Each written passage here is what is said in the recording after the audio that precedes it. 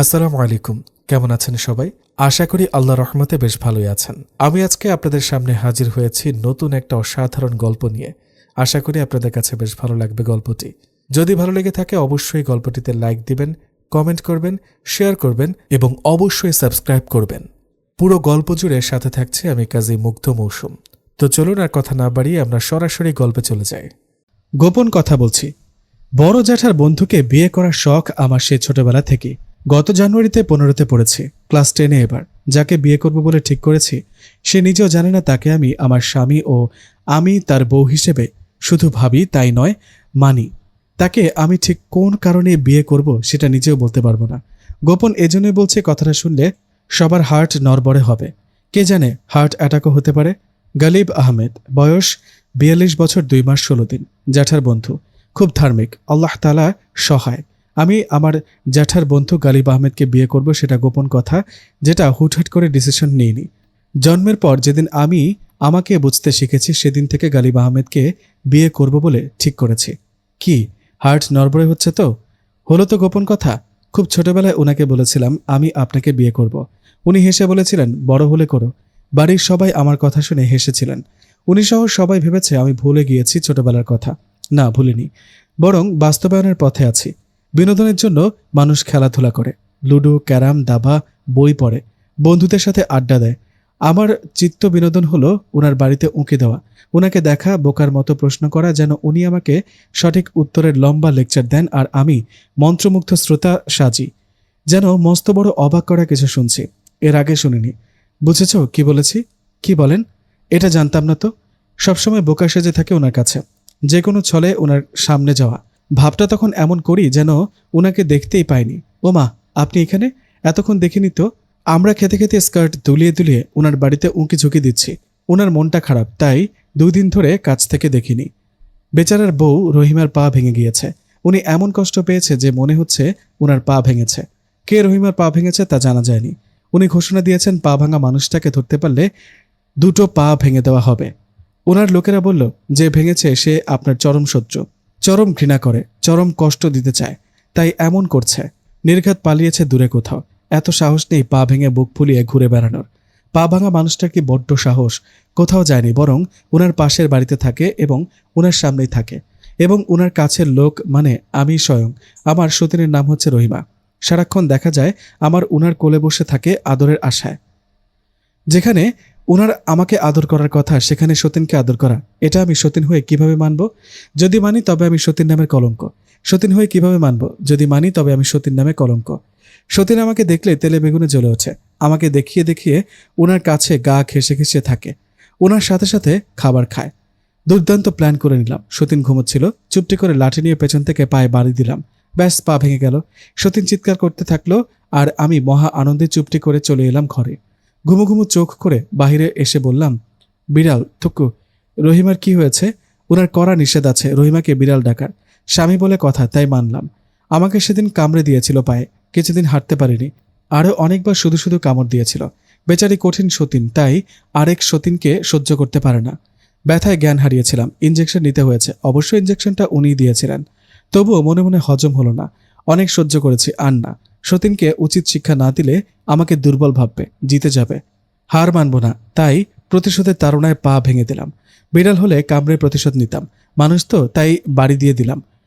2 সতীন সমান সমান, 2 জন এখন খোঁড়া। ওনাকে দেখা যাচ্ছে না। এখনই তো ছিলেন বারান্দায়। ওনাদের বাড়িটা আর আমাদের বাড়িটা একসাথে। ওনার রাজমহলের মতো 3 তলা বাড়িটার পাশে আমাদের 1 তলা পুরনো প্রজাতির মতো বাড়িটা, মাথা নিচু করে কোনো রকম দাঁড়ানো, হাঁটু ভাঙার মতো। ওনার বাড়ি থেকে আমাদের বাড়ির সবকিছু এবং আমাদের বাড়ি থেকে ওনার সবকিছু দেখায় এবং শোনা যায়। ওনার কিন্নর কণ্ঠের কোরআন তেলাওয়াত শুনে তবেই আমার দিন কাটে। উনি যখন কাছে আসেন তখন হৃদয়ে কম্পন সৃষ্টি হয়। তার মানে আমার পেছনে আছেন। পৃথিবী থমকে গেল। আমি মুগ্ধ হয়ে মিটমিটিয়ে হাসলাম। জান্নাত করছো কি? হাডুডু খেলছি। গালিব স্যার হাসলেন, ঠোঁটে ঠোঁট লাগিয়ে। মনে না করতে করতে গালিব স্যার হাজির। একটা জিনিস খেয়াল করে দেখেছি, যখন ওনার কথা মনে করি তখনই উনি হাজির। এটা হলো বউয়ের প্রতি স্বামীর টান। হাসছো কেন? হাডুডু খেলায় জিতেছি তাই। গালিব স্যার আবারও হাসলেন। স্যার বলার কারণ হলো উনি আমাকে পড়ান। ভাগ্যিস আমাকে পড়ান, সেই সূত্রে স্যার ডাকে, নইলে চাচা ডাকতে হতো। আল্লাহ তাআলা আমার সাথে আছেন, তাই তো তিনি চাচা ডাকার ভয়াবহ বিপদ থেকে বেরোনোর রাস্তা বের করে দিলেন। স্যার হিসেবে তিনি একের ভেতর সব, স্কুলে পড়া থেকে শুরু করে আরবিও পড়ান। কায়দা পড়া ওনার কাছ থেকে শেখা। কোরআন তেলাওয়াত শিখছি বর্তমানে। ওনার কোরআন তেলাওয়াত শুনলে দুনিয়ার কিছু খেয়াল থাকে না, এক জায়গায় বসে সারাটি জীবন কাটানো যায় এমন মধুর সুরেলা ওনার কণ্ঠ। নামাজে উনি খুব কঠোর, সবাই বলা বলি শুরু করে। উনি যখন এসএসসি দিচ্ছিলেন তখন একবার নামাজ কাজা হয়েছিল শয়তানের প্ররোচনায় পড়ে। আমি 10টার আগে কিছুতেই ঘুম থেকে উঠি না, সিডর হলেও। আমার মা খুব সাদাসিধে এবং ধার্মিক মহিলা। ওনার 6 মাস চলছে, পেট অনেকটা বেরিয়েছে। আমার ধারণা যমজ ছেলে হবে। মায়ের 3 মাস হতেই তিনি মাথায় ঘোমটা দেওয়া একটা বউকে দেখতে পান।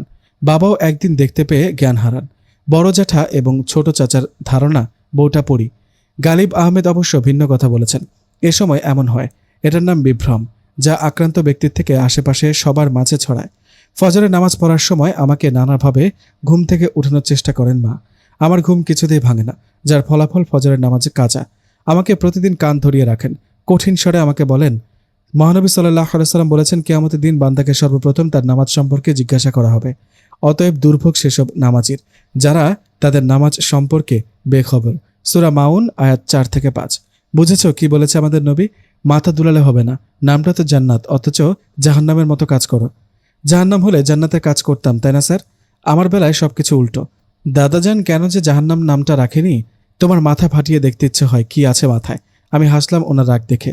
আমাকে 2 দিনের বেশি দুনিয়ার কোনো স্যার হ্যান্ডেল করতে পারে না, একমাত্র গালিব স্যার ছাড়া। স্বামী বলে কথা, উনি একাধারে মাদ্রাসা এবং ভার্সিটির পড়াশোনা শেষ করেছেন। নর্থ ডাকোটা থেকে একটা পিএইচডিও আছে ফিজিক্সে। ওনার পুরো নাম ডক্টর গালিব আহমেদ। ওনার একটা লাইব্রেরি আছে, দুনিয়ার সমস্ত বই ওনার লাইব্রেরিতে সাজানো। এমন কিছু নেই যেটা উনি জানেন না। 24 ঘন্টা কোনো না কোনো বই হাতে দেখা যায়।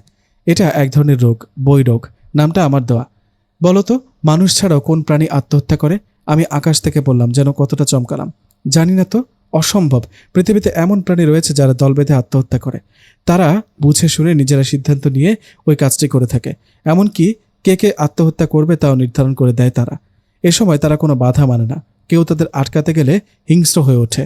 পাহাড় পর্বত নদ নদী ডিঙিয়ে হলেও এরা আত্মহত্যা করবে। আজবে প্রাণীর নাম লেমিং। এরা সবকিছু ইঁদুর প্রজাতির। এই প্রাণী স্ত্রী পুরুষ মিলে দলে দলে আত্মহত্যা করে। তবে আজব এই প্রাণী কিন্তু প্রকৃতির প্রয়োজনে আত্মহত্যা করে। অবাক হচ্ছেন? চলুন জেনে নেওয়া যাক আসল কাহিনী। লেমিংদের আত্মহত্যার কারণ হিসেবে জানা যায়, যখন খাবারের অভাব দেখা দেয়, বসবাসের জায়গা অনুপযুক্ত হয়ে পড়ে, কিংবা লেমিংদের সংখ্যা অস্বাভাবিক হারে বেড়ে যায়, তখন নিজেদের ভারসাম্য বজায় রাখতে নিজেরাই দল বেঁধে আত্মহত্যা করে। তবে আত্মহত্যার সময় সব লেমিংরাই কিন্তু মরে যায় না। কেবলমাত্র যে সংখ্যক আত্মহত্যা করলে বাসস্থানের অভাব দূর হবে বা খাবারের ঘাটতি পড়বে না, কেবল সেই সংখ্যক লেমিং আত্মহত্যা করে। কারা কারা আত্মহত্যা করবে সে বিষয়টিও তারা আগেভাগে সিদ্ধান্ত নিয়ে নেয়। প্রথমে মরতে রাজি হয় বয়স্করা। স্ত্রী পুরুষ নির্বিশেষে সবাই আত্মহত্যা করে। এটা যেন ওদের অলিখিত নিয়ম। তারপরও যদি অধিক সংখ্যক লেমিং মরার প্রয়োজন হয়, তাহলে অপেক্ষাকৃত বয়সীদের হিসাব করা হয়, প্রথমে পুরুষ এবং পরে নারীদের। সত্যি আজব, তাই না? এই হলো আমার হবে হবে স্বামী ডক্টর গালিব আহমেদ। জ্ঞানের ভাণ্ডারের আরেক নাম ডক্টর গালিব আহমেদ। পা থেকে মাথা পর্যন্ত পুরোপুরি জ্ঞানী। শরীর থেকে জ্ঞানের সুগন্ধি বের হয়। বোকা হদ্দ ওনার সামনে এলেই 2 দিন পর শোনা যাবে স্কুলে ফার্স্ট হয়েছে। সেবার কিছু বন্ধুকে ওনার কাছে নিয়ে গিয়েছিলাম। সব ক্লাসে ফেল না করলে ভাত হজম হয় না তাদের। পরের এক্সামের রেজাল্টে শুনি 1ম থেকে 10তম পর্যন্ত নামের লিস্টেও ওরা সবাই আছে। ভয়ে আমি আর কাউকে নিয়ে আসি না ওনার কাছে। যদি কেউ স্কুল থেকেই পিএইচডি করতে আমেরিকা চলে যায়। উনি বেশ সুদর্শন ছিলেন। যুবক থাকাকালীন তার ছাপ এখনও চেহারায় পরিষ্কার দেখা যায়। ওনার চেহারা নুরানি নুরানি, জ্ঞানী, বেশ স্বাস্থ্যবান, শক্তিশালী, সামর্থ্যবান। এখনও এক হাত দিয়ে গোটা গাছ উপড়ে ফেলেন। 10 জন পালোয়ানকে একাই ঘায়েল করেন। সবসময় ধর্মীয় কথাবার্তায় তিনি সবাইকে মুগ্ধ করেন। অমায়িক ওনার ব্যবহার। ইসলামে ধার্মিক পাত্র পছন্দ করে বিয়ে করার অনুমতি আছে। পাত্র ধার্মিক হলে পিতামাতার বিয়েতে মত না দেওয়ার কারণ নেই। হাদিসটা উনিই বলেছেন, পুরোটা মনে পড়ছে না। উনি অত্যন্ত ধার্মিকভাবে জীবনযাপন করেন। আমার হাত চাটা একদম অপছন্দ। I hate of this. কিন্তু ওনার হাত চাটা পছন্দ। উনি খেতে খেতে গলার স্বর নরম করে বললেন, হাত চাটা কি যে ভালো কাজ, সবাই বুঝতে পারলে অত্যন্ত ভালো হতো। শোনো, মহানবী সাল্লাল্লাহু আলাইহি সাল্লাম হাত চেটে খেতেন। হাত চেটে খাওয়া। রাসূল সাল্লাল্লাহু আলাইহি সাল্লাম খাওয়ার সময় সর্বদা হাত চেটে খেতেন। না চাটা পর্যন্ত কখনো হাত মুছতেন না। ইবনে আব্বাস রাদিয়াল্লাহু তাআলা আনহু থেকে বর্ণিত, রাসূল সাল্লাল্লাহু আলাইহি সাল্লাম বলেছেন, তোমরা যখন খাবার গ্রহণ করবে তখন হাত চাটা নাগাদ তোমরা হাতকে মুছবে না। বুখারী শরীফে হাদিস নাম্বার 5245। আঙুল চেটে খাওয়ার ফলে বরকত লাভের অধিক সম্ভাবনা থাকে, কারণ খাবারের বরকত কোথায় রয়েছে তা মানুষ জানে না। রাসূল সাল্লাল্লাহু আলাইহি সাল্লাম বলেন, তোমরা যখন খাবার গ্রহণ করো তখন আঙুল চেটে খাও, কেননা বরকত কোথায় রয়েছে তা তোমরা জানো না। ইবনে মাজাহ হাদিস শরীফের নাম্বার হচ্ছে 1914। হাত চাটা নিয়েও হাদিস আছে, জানতাম না তো। উনি হাত চেটে চেটে বললেন, জান্নাত সবকিছুতেই হাদিস আছে, আমিও হাত চাটাচাটি করব। আচ্ছা করবে। উনি হাসলেন মাথা নিচু করে, আর মনে মনে সহস্র কাটা ফুল ফুটল। সেদিন থেকে আমিও হাত চাটাচাটি পছন্দের তালিকায় তুললাম। ওনার যা পছন্দ তা আমারও পছন্দ, স্বামীর যা পছন্দ স্ত্রীরও তা পছন্দ হওয়া উচিত। আমি খুব তেদর মেয়ে হলেও ওনার কাছ থেকে হাদিস শুনে শুনে অনুভব করলাম প্রিয় মহানবী সাল্লাল্লাহু আলাইহি সাল্লাম জন্ম থেকে মৃত্যু পর্যন্ত পুরোপুরি একটি অতি মূল্যবান হাদিস। উনি যেমন বিনয়ী তেমনি কঠোর, রাগী। রাগ উঠে গেলে মহাসংকট। ধর্ম অনুযায়ী এক চোরের চুরির শাস্তি হিসেবে হাত কেটে দিয়েছিলেন শোনা যায়। কি ভয়ঙ্কর! ওনার ময়মনসিংহে অনেকগুলো বাড়ি আছে, কিন্তু মফস্বল ইসলাম নগরের পুরনো দালানে কেন পড়ে আছেন সেটা রহস্য। সবাই ওনাকে মেনে চলে, খুব ভয় পায়। উনি কম কথা বলেন, নিজেকে আড়াল করে রাখেন, ঘুটঘুটে অন্ধকারে থাকতে পছন্দ করেন। ওনার বাড়িটা অসংখ্য গাছপালা দিয়ে ঘেরা। দিনের বেলায় ভয়ঙ্কর অন্ধকার দেখায়, গা ছমছম ভাব। ছাদে পড়তে বসেছি জ্যাঠাতো ভাইকে নিয়ে ওনার কাছে। অঙ্ক করতে দিয়ে উনি বই পড়ছেন। ছোট ভাই গলা ফাটিয়ে ক খ গ ঘ ও পড়ছে। পড়তে বসলে ওর কোনো দিকে খেয়াল থাকে না। ঘূর্ণিঝড় বুলবুল হলেও হাওয়ায় নানান ফুলের সুগন্ধি পাওয়া যাচ্ছে। পরিবেশ মনোরম, মাথায় দুষ্টু বুদ্ধি কাজ করছে। অঙ্ক বইয়ের আড়ালে ওনাকে দেখছিলাম। পড়ায় মনোযোগ, অঙ্কের সমাধান করো, অ্যাটেনশন প্লিজ। উফ, লজ্জা পেলাম ওনার কথায়, মাথা কাটা গেল। একটু খুশিও হলাম, বইয়ে চোখ থাকলেও আমার প্রতি নজর আছে। ওনার পায়ের কাছে পা রাখলাম টেবিলের নিচে। বরাবর এটাই করি আড়ালে। আকস্মিক আমার পায়ের সাথে ওনার পায়ের সাথে স্পর্শ লেগে গেল। স্পর্শ হতে ওনার চোখ আমার চোখে পড়ল। তৎক্ষণাৎ পা সরিয়ে উনি খুব বিব্রত করলেন। লজ্জা পেয়ে এদিক ওদিক চোখ বুলাচ্ছেন। ওনার প্রথম স্পর্শ, মনে হলো উত্তপ্ত মরুভূমিতে হিমশীতল হাওয়া বইছে। গ্রীষ্মকালে কোকিল ডাকছে। ওনার স্পর্শে বসে থাকতে পারছি না, ঢলে ঢলে নিচে পড়ে যাচ্ছি। শরীরে এক ফোঁটা শক্তি পাচ্ছি না, চোখ মেলতে পারছি না। উনি ভয় পেয়ে গেলেন। জান্নাত, এমন করছো কেন? শরীর খারাপ লাগছে? কি হলো তোমার? আমি বসে থাকতে থাকতে জ্ঞান হারালাম। ছোট ভাই এখনো পড়ছে গলা ফাটিয়ে ক খ গ ঘ ও। গালিব আহমেদ হতভম্ব। প্রিয় নবী হযরত মুহাম্মদ সাল্লাল্লাহু আলাইহি ওয়াসাল্লাম আমাদের জন্য জান্নাত সম্পর্কে ভবিষ্যৎবাণী করে গিয়েছেন। জেনে নেই জান্নাত সম্পর্কে প্রিয় নবী হযরত মুহাম্মদ সাল্লাল্লাহু আলাইহি ওয়াসাল্লামের বাণীগুলোর একটি বাণী। রাসূল সাল্লাল্লাহু আলাইহি ওয়াসাল্লামের উম্মতের মধ্য থেকে ৭০,০০০ ব্যক্তি বিনা হিসেবে জান্নাতে যাবে। আহমদ, তিরমিজি এবং ইবনে মাজাহ শরীফের হাদিস। আমার জ্ঞান ফিরল কান্নার আওয়াজে। হলফ করে বলতে পারি এটা মায়ের কান্না। মা সবসময় এমন করে কান্না করে একটু কিছুতেই। বড্ড নরম মন মায়ের। মাথায় ঘোমটা দিয়ে দরজার পর্দার আড়ালে গুনগুন করে কাঁদছেন তিনি। জ্যাঠা আর বাবা আমাকে স্পর্শ করে আছেন বুঝতে পারছি। ছোট চাচার মাস্টার্স ফাইনাল সামনের মাসে, তাই পড়ছেন। তিনি খুব ব্রিলিয়ান্ট স্টুডেন্ট, সারাক্ষণ হাতে বই থাকে। নিজেকে জ্ঞানী প্রমাণ করা ওনার জীবনের লক্ষ্য। আমার ধারণা গালিব আহমেদকে উনি ঈর্ষা করেন, তাই এত তোয়াজে চলেন। চাচা দাঁড়িয়ে দাঁড়িয়ে বই পড়ছে আর আমাকে দেখছে। আহ, মহাজালা! চুপ করো। মেয়েটাকে সামলাবো না তোমাকে সামলাবো? জ্যাঠা বলল, চোখ মেলেছে। আমার মা চোখ মেলেছে। আমি চোখ না মিলেই একজনের উপস্থিতি লক্ষ্য করলাম। গালিব আহমেদ কামরায় আছেন আমার নিকটেই। কামরাটাও চিনতে পারলাম, এটা গালিব আহমেদের কামরা। কতবার যে লুকিয়ে লুকিয়ে এসেছে এখানে। ছোটবেলায় লুকোচুরি খেলার সময় এই কামরায় লুকালেই হতো, ব্যাস, আর কেউ দেখতে পেত না। কামরার ভেতরে ছোট ভাইটা এখনো গলা ফাটিয়ে ক খ গ ঘ ও পড়ছে। ও বারবার এমন করে। সবার ধারণা ওর এটা বিশেষ গুণ। ভালো স্টুডেন্টের এই এক গুণ থাকে। ওর ফিউচার ব্রাইট। গালিব আহমেদ বলল, কেমন ফিল করছো? বেটার। মা, তুমি সেন্সলেস হলে কিভাবে? জ্যাঠার উত্তর দিতে গিয়ে গালিব আহমেদের দিকে তাকালাম। উনি একটু হাসল। আজব, আমি কি বলি? কি প্রবলেম? কথা বলো, স্পিক আপ। গালিব আহমেদের সামনে আমি আবার মিথ্যা বলি না। যদি ঘটনাটা আড়ালে ঘটতো তবে মিথ্যে বলতাম অনায়াসে। ওনার চোখে আমি মহাসত্যবাদিনী। মা আমাকে বিপদ থেকে উদ্ধার করলেন। দুঃখেও কাঁদেন আর খুশিতেও কাঁদেন, এটাই মায়ের স্বভাব।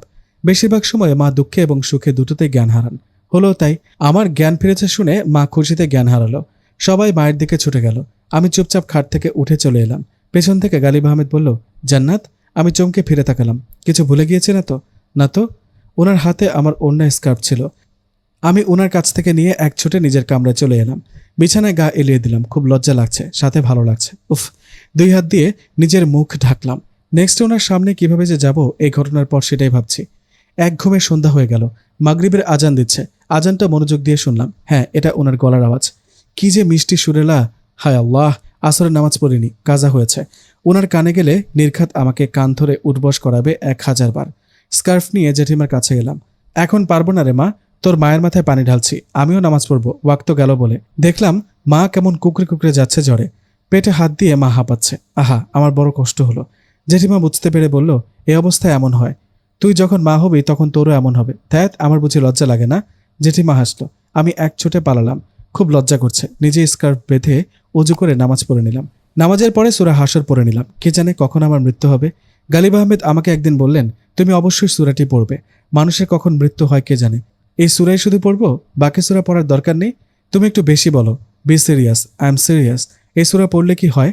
সূরা হাশরের শেষ 3 আয়াত একবার হুয়াল্লাহুল্লাযী লা ইলাহা ইল্লাহু আলিমুল গায়বি ওয়াশ শাহাদাতি হুয়ার রহমানুর রহিম হুয়াল্লাহুল্লাযী লা ইলাহা ইল্লাহু আল মালিকুল কুদ্দুসুস সালামুল মুমিনুল মুহাইমিনুল আজিজুল জব্বারুল মুতাকাব্বির সুবহানাল্লাহি আম্মা ইউশরিকুন হুয়াল্লাহুল খালিকুল বারিউল মুসাওবিরু লাহুল আসমাউল হুসনা ইউসাব্বিহু লাহু মা ফিস সামাওয়াতি ওয়াল আরদ ওয়া হুয়াল আজিজুল হাকিম।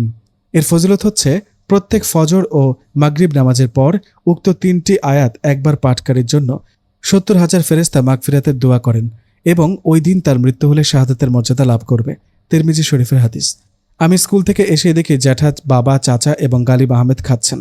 দুপুর 2:30 হবে। গালিব আহমেদ আমার দিকে একবার তাকিয়ে আবার খাওয়ায় মনোযোগ দিলেন। গালিব সাহেবের আপন বলতে কেউ নেই, ওনার জন্য একটা রান্নার লোক বুক করা আছেন, তিনিই রাঁধেন। মাঝে মাঝে আমাদের এখানেও খান যখন ভালো মন্দ রান্না হয়। আমরা মধ্যবিত্ত পরিবার। বাবা হলেন প্রাইমারি স্কুলের মাস্টার, জ্যাঠা অবশ্য কোম্পানিতে জব করেন। মাস শেষে মোটা অঙ্কের টাকা পান, সেটা দিয়ে সংসার চলে। ছোট চাচা এখন পড়াশোনা করছে বলে কিছু করছে না। চাচা বলে, যা একটা রেজাল্ট করব না, সবাই আমাকে লুফে নেবে। এত টাকা ইনকাম করব যে ময়মনসিংহ শহরে 5টা বাড়ি থাকবে। ছোট ভাই বলে, গাড়ি কিনবে না? অবশ্যই। আর বলতে, তোর আর জান্নাতের স্কুলে যাওয়ার জন্য থাকবে আলাদা গাড়ি। আচ্ছা, তোর কি কালার লাইক? লাল। আর তোমার? আমি বললাম, সবুজ। সবুজ? হ্যাঁ, আমাদের প্রিয় নবী সাল্লাল্লাহু আলাইহি সাল্লামের পছন্দের রং ছিল সবুজ। সবুজ গাড়ি না কিনলে আমি কিন্তু গাড়িতে উঠব না। ঠিক আছে, ঠিক আছে, লাল, সবুজ, হলুদ, কমলা সব গাড়ি হবে, শুধু এক্সামটা হতে দে। আমাকে দেখে জ্যাঠা কাছে ডাকলো। জেঠিমা আমার ব্যাগটা নিয়ে নিল। আমি জ্যাঠার কাছে যেতেই এক টুকরো গোশত আমার মুখে তুলে দিলেন জ্যাঠার প্লেট থেকে। বাহ, গোশতটা জোশ হয়েছে। জেঠিমার হাতের রান্না খুব ভালো। মা গোশত রান্না করলে মনে হবে গোশতটা আরও সিদ্ধ হতো। খেতে কাঁচা কাঁচা লাগে। টেবিলে ভালো ভালো খাবার দেখা যাচ্ছে। গালিব আহমেদ খাবে বলে ভালো মন্দ রান্না করা হয়েছে। আমি হাসলাম। যাক বাবা, এখনই ভালোই ভালোই জামাই আদর পাচ্ছেন উনি। জামাই হলে না জানি আরও কত আদর পাবেন। জ্যাঠা আমাকে ওনার পাশের চেয়ারে বসে খাওয়াতে লাগলেন। আমি বসতেই গালিব সাহেব অন্য চেয়ারে বসলেন। গলায় গোস্তটা আটকে গেল। জ্যাঠার সাথে স্কুলে যাচ্ছি অমনি গালিব সাহেব গাড়ির সামনে থামলো। আমার স্কুল একটু সামনেই, এই অজুহাতেই আমাকে ফেলে জ্যাঠাকে নিয়ে গেলেন গাড়ি করে। ক্লাসে গিয়ে আমি কি পরিমাণ যে কেঁদেছিলাম। লোডশেডিং হতেই জেঠি বলল, গালিব আহমেদের হ্যাজাক লাইট দিয়ে আসতে ভাইকে নিয়ে। বেচারা অন্ধকারে থাকবে, অন্য হ্যাজাকটা নষ্ট। ছাদ থেকে ওনাকে দেখা যাচ্ছিল চাঁদের আলোয়। আমার মাথায় দুষ্টু বুদ্ধি চাপল, ছোটখাটো একটা ঘটনা ঘটানো যেতে পারে। হাজার হোক, আমার স্বামী হবে একদিন। আমি যে যাব এটা উনি ছাদ থেকে শুনলেন। আমি ওনার রুমের কাছে যেতেই উনি সামনে দাঁড়ালেন এবং বলল, থামো, তোমাকে আর রুমে যেতে হবে না, আমি রুমে দিয়ে আসছি, কষ্ট হবে না। তোমাকে যেতে হবে না, তুমি এখন বড় হচ্ছ। এভাবে কারো রুমে একা রাতে যাওয়া ঠিক না, কথাটা মাথায় রেখো, আন্ডারস্ট্যান্ড? আমি কথা শুনে সোজা দৌড়ে চলে আসলাম। পরের দিন পড়ানোর সময় দেখলাম উনি টেবিলের ওপর হাত পা তুলে বসেছেন। আমার পায়ে স্পর্শ লাগলে কি ওনার ফোসকা পড়ে যাবে? একবার লজেন্স এনেছিলেন আমাদের জন্য, ভাইকে তার হাতে দিলেন।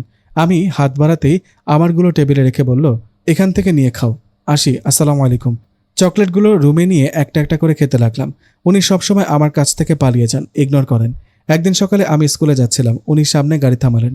আমি না দেখার ভান করে চলে যাচ্ছি। অমনি বলল, জান্নাত, গাড়িতে উঠে এসো, পিক করে দিয়ে স্কুলে। আমি বললাম, লাগবে না। উনি দরজা খুলে বললেন, কাম হিয়ার, তোমাকে নিয়ে ঘুরবো কিছু সময়, স্কুল টাইমের সময় আছে। আমি খুশি হলাম। ওনার সাথে একা ঘুরবো ভাবতেই ভালো লাগছে। আমি উঠে বসতে দেখলাম আরও অনেকেই গাড়িতে বসা। গাড়ি আমাদের স্কুলে ছোট ছোট 1-2 এর ছেলেমেয়েরা বসা। আমি একবার তাকালাম ওনার দিকে। উনি একবার তাকিয়ে বলল, ড্রাইভার সাহেব, একটু চক্কর দিন ময়মনসিংহ শহর, বাচ্চা ছেলেমেয়ের নিয়ে একটু ঘুরি। আমার সাথে উনি খুব ভালো খেলা খেলছেন। বাহ। বিকেলে পাড়ার দোকানে যাচ্ছিলাম ছোট ভাইকে নিয়ে। ও আমার আঙুল ধরে যাচ্ছিল, আপা, আমি বড় হব কবে? সময় হলে। সময়টা কখন? বড্ড বেশি কথা বলিস। এখনো ক খ পারিস না, আবার বড় হবি। বড় হওয়া এত সস্তা? ও গম্ভীর মুখে বলল, আমি জানি কখন বড় হব। কখন? যখন সিগারেট খাবো। আমি কঠিন চোখে ওর দিকে তাকালাম। গালিব আহমেদকে দেখতে পেলাম। ওনার গাড়িটা আমাদের দিকে আসছে। উনি গাড়ি থামিয়ে বললেন, কোথায় যাচ্ছ তোমরা ভাই বোন মিলে? দোকানে। কোন দোকানে? এই তো সামনে। গাড়িতে ওঠো, আমার সাথে বাসায় চলো। বাট জেঠিমার জিনিসপত্র দোকান থেকে কিনতে হবে। আমার লোক নিয়ে আসবে, লিস্ট দাও। আমি লিস্ট দিয়ে পেছনে বসলাম গালিব সাহেবের সাথে। সামনে ছোট ভাই বসেছে। ওনার পাশে বসতে আমার অসম্ভব ভালো লাগা কাজ করলো। মনে হচ্ছে অজ্ঞান হয়ে যাব। আচ্ছা, সেদিনের মতো উনি আমার স্পর্শ লাগলে তাহলে আজ তো মরেই যাব। আমাকে উপেক্ষা করে উনি গাড়ি থেকে নেমে সোজা সামনের সিটের ড্রাইভারের সামনে বসলেন। তিনি সামনে বসে বলল, জান্নাত, কারোর সাথে এভাবে পাশাপাশি বসা ঠিক না তোমার, বুঝেছ? আমি সারা রাস্তা একটাও কথা বলিনি। উনি হড়বড় করে ভাইয়ের সাথে কথা বলছেন। একবারও আমার সাথে কথা বলছেন না। কয়েকবার শুধু দৃষ্টি নিক্ষেপ করেছেন। দুঃখে আমি সেদিন ভাত খেলাম না, অন্য কিছুও খেলাম না, পড়তেও গেলাম না। ভাই একাই গেল। বিকেলে ওনার লোক ডেকে গেলেন। আমি কঠিন স্বরে বললাম, না, পড়ব না, যাব না। গেট আউট বলেই বারান্দা থেকে রুমে এসে দরজা লক করলাম। মা জেঠিমা অনেকবার দরজা ধাক্কা দিল, লাভ হলো না। জ্যাঠা বলল, বাদ দাও, আজ ওর পড়তে ইচ্ছে করছে না, পড়তে হবে না। সব দিন কি সমান? দাঁড়াও, আমি ডেকে খাইয়ে দিচ্ছি। মা আমার খেয়ে ঘুমাবে। ঘুমলেই মন ভালো হয়ে যাবে আমার মায়ের। জ্যাঠা ডাকতেই আমি কঠিন স্বরে বললাম, না। সন্ধ্যার আগে পুরো বাড়ি গোলমেলে হয়ে গেল।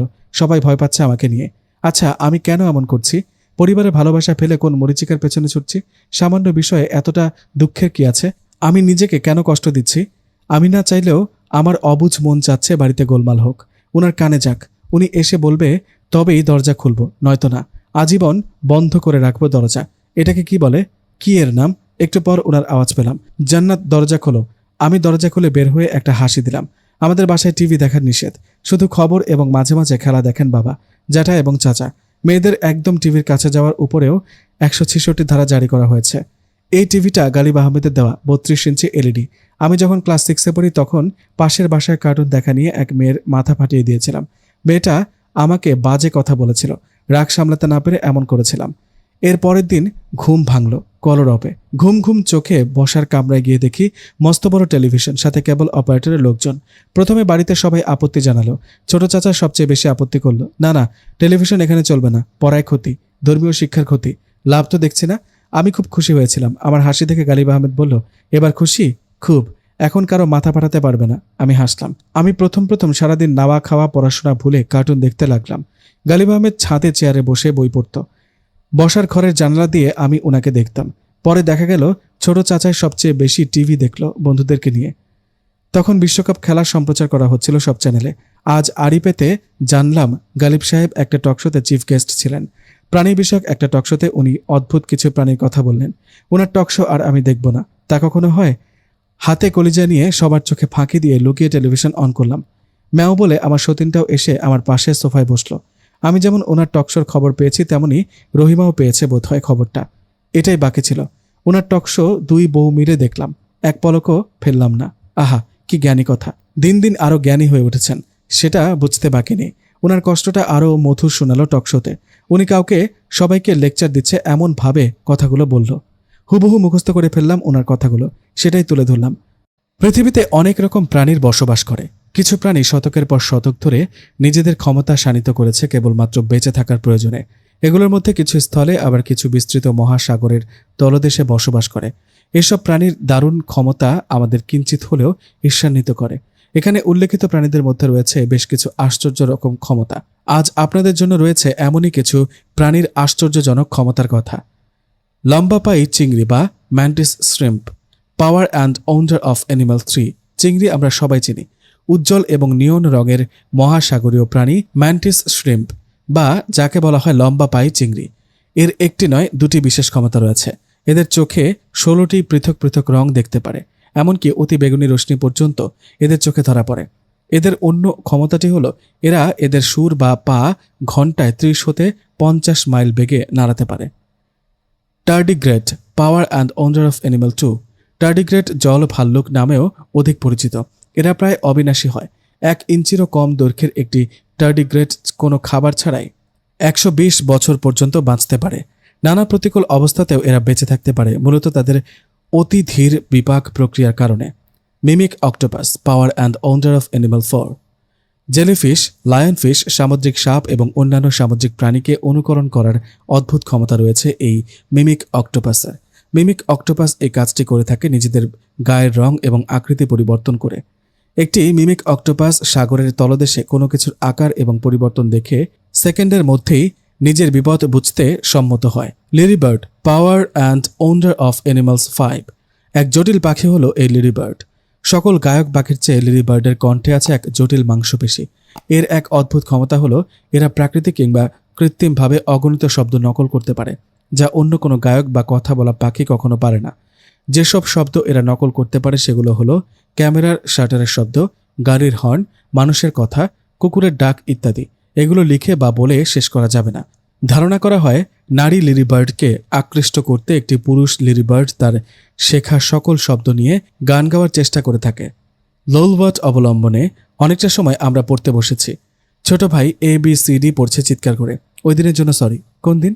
উনি এমনভাবে বললেন কথাটা যেন কিছুই জানেন না। আমি কথা বাড়ালাম না। উনি একবার তাকিয়ে আবার বইয়ে মন দিলেন। একদিন একটা কাণ্ড ঘটালাম। মায়ের বলা ঘোমটা দেওয়া বউ সেজে ওনাকে ভয় দেখানোর মতো ছেলে মানুষের কাজটা করলাম। আজ ওনার সাহসের সাথে পরিচিত হতে চাই, যেমনটা বাবার সাথে হয়েছিলাম। বাবা জ্ঞান হারান। গালিব সাহেবকে দেখলাম ছাদে। মাঝরাতে মাঝে মধ্যে ওনাকে ছাদে দেখা যায়। প্রায় সময় ছাদেই ঘুমিয়ে থাকেন। রাত হতেই শাড়ি পরে ওনার ছাদে উঠে পড়লাম। এশার আজানের সময় হয়েছে। উনি টর্চ নিয়ে ছাদ থেকে নামতে যাচ্ছেন, অমনি ঘুটঘুটে অন্ধকার ওনার সামনে দাঁড়ালাম। তারপর উনি যা করলেন, আমাদের প্রিয় নবী হজরত মুহাম্মদ সাল্লাল্লাহু আলাইহি ওয়াসাল্লাম আমাদের জন্য জান্নাত সম্পর্কে ভবিষ্যৎবাণী করে গিয়েছেন। আসুন জেনে নিই জান্নাত সম্পর্কে আমাদের প্রিয় নবী হজরত মুহাম্মদ সাল্লাল্লাহু আলাইহি ওয়াসাল্লামের বাণীগুলির একটি বাণী। যারা রাতে আরামের বিছানা থেকে নিজেদের পার্শ্ব দেশকে দূরে রেখেছিল, এমন অল্প সংখ্যক লোক বিনা হিসেবে জান্নাতে প্রবেশ করবে। অবশিষ্ট সকল মানুষ হতে হিসেব নেওয়ার নির্দেশ করা হবে। বাইহাকি। তেমন কিছু হলো না। তিনি হঠাৎ অন্ধকারে কাউকে দেখতে পেয়ে চমকে ওঠেন। এগোতে গিয়েই পা মচকে যায়। ওনার শুধু পা ভেঙে গেল। তিনি হসপিটালে ভর্তি আছেন কয়েকদিন ধরে। স্কুল থেকে সোজা হসপিটালে গেলাম। আজ আর স্কুলে গেলাম না। টিফিনের টাকা আর বেশ কিছু বাড়তি টাকা ছিল, সেগুলো দিয়ে কিছু একটা রোগীর জন্য নিয়ে যাব ভেবেছিলাম, বাট লজ্জা নিতে পারিনি। কাল এসেছিলাম জ্যাঠার সাথে, তাই কেবিন চিনতে অসুবিধা হবার কথা না। সাথে তুই বান্ধবীকে নিয়ে গেলাম। একা মেয়েদের কোথাও যেতে নেই। আশ্চর্যের বিষয়, ওনার কেবিন খালি। উনি কোথায় গেলেন? আসার সময় দেখি কে একজন ডাকছে, খুকি। জি, আসসালামু আলাইকুম। ওয়ালাইকুম আসসালাম। খুকি, তুমি এখানে যে? এমনিতেই আমার বান্ধবীর চাচা এই হসপিটালে, দেখতে এলাম। কোনোই দিয়ে এক বান্ধবীকে ধাক্কা দিলাম। বান্ধবী মাথা নাড়ালো। তোমার কালকে রোগীকে দেখবে না? সে তো কেবিন পাল্টিয়েছে। হাফ ছেড়ে বাঁচলাম। ওনাকে পেলাম তাহলে। উনি বই পড়ছে, পা প্লাস্টার করা। আমি কেবিনের দরজার বাহিরে পর্দার আড়ালে দাঁড়িয়ে কাঁদছি।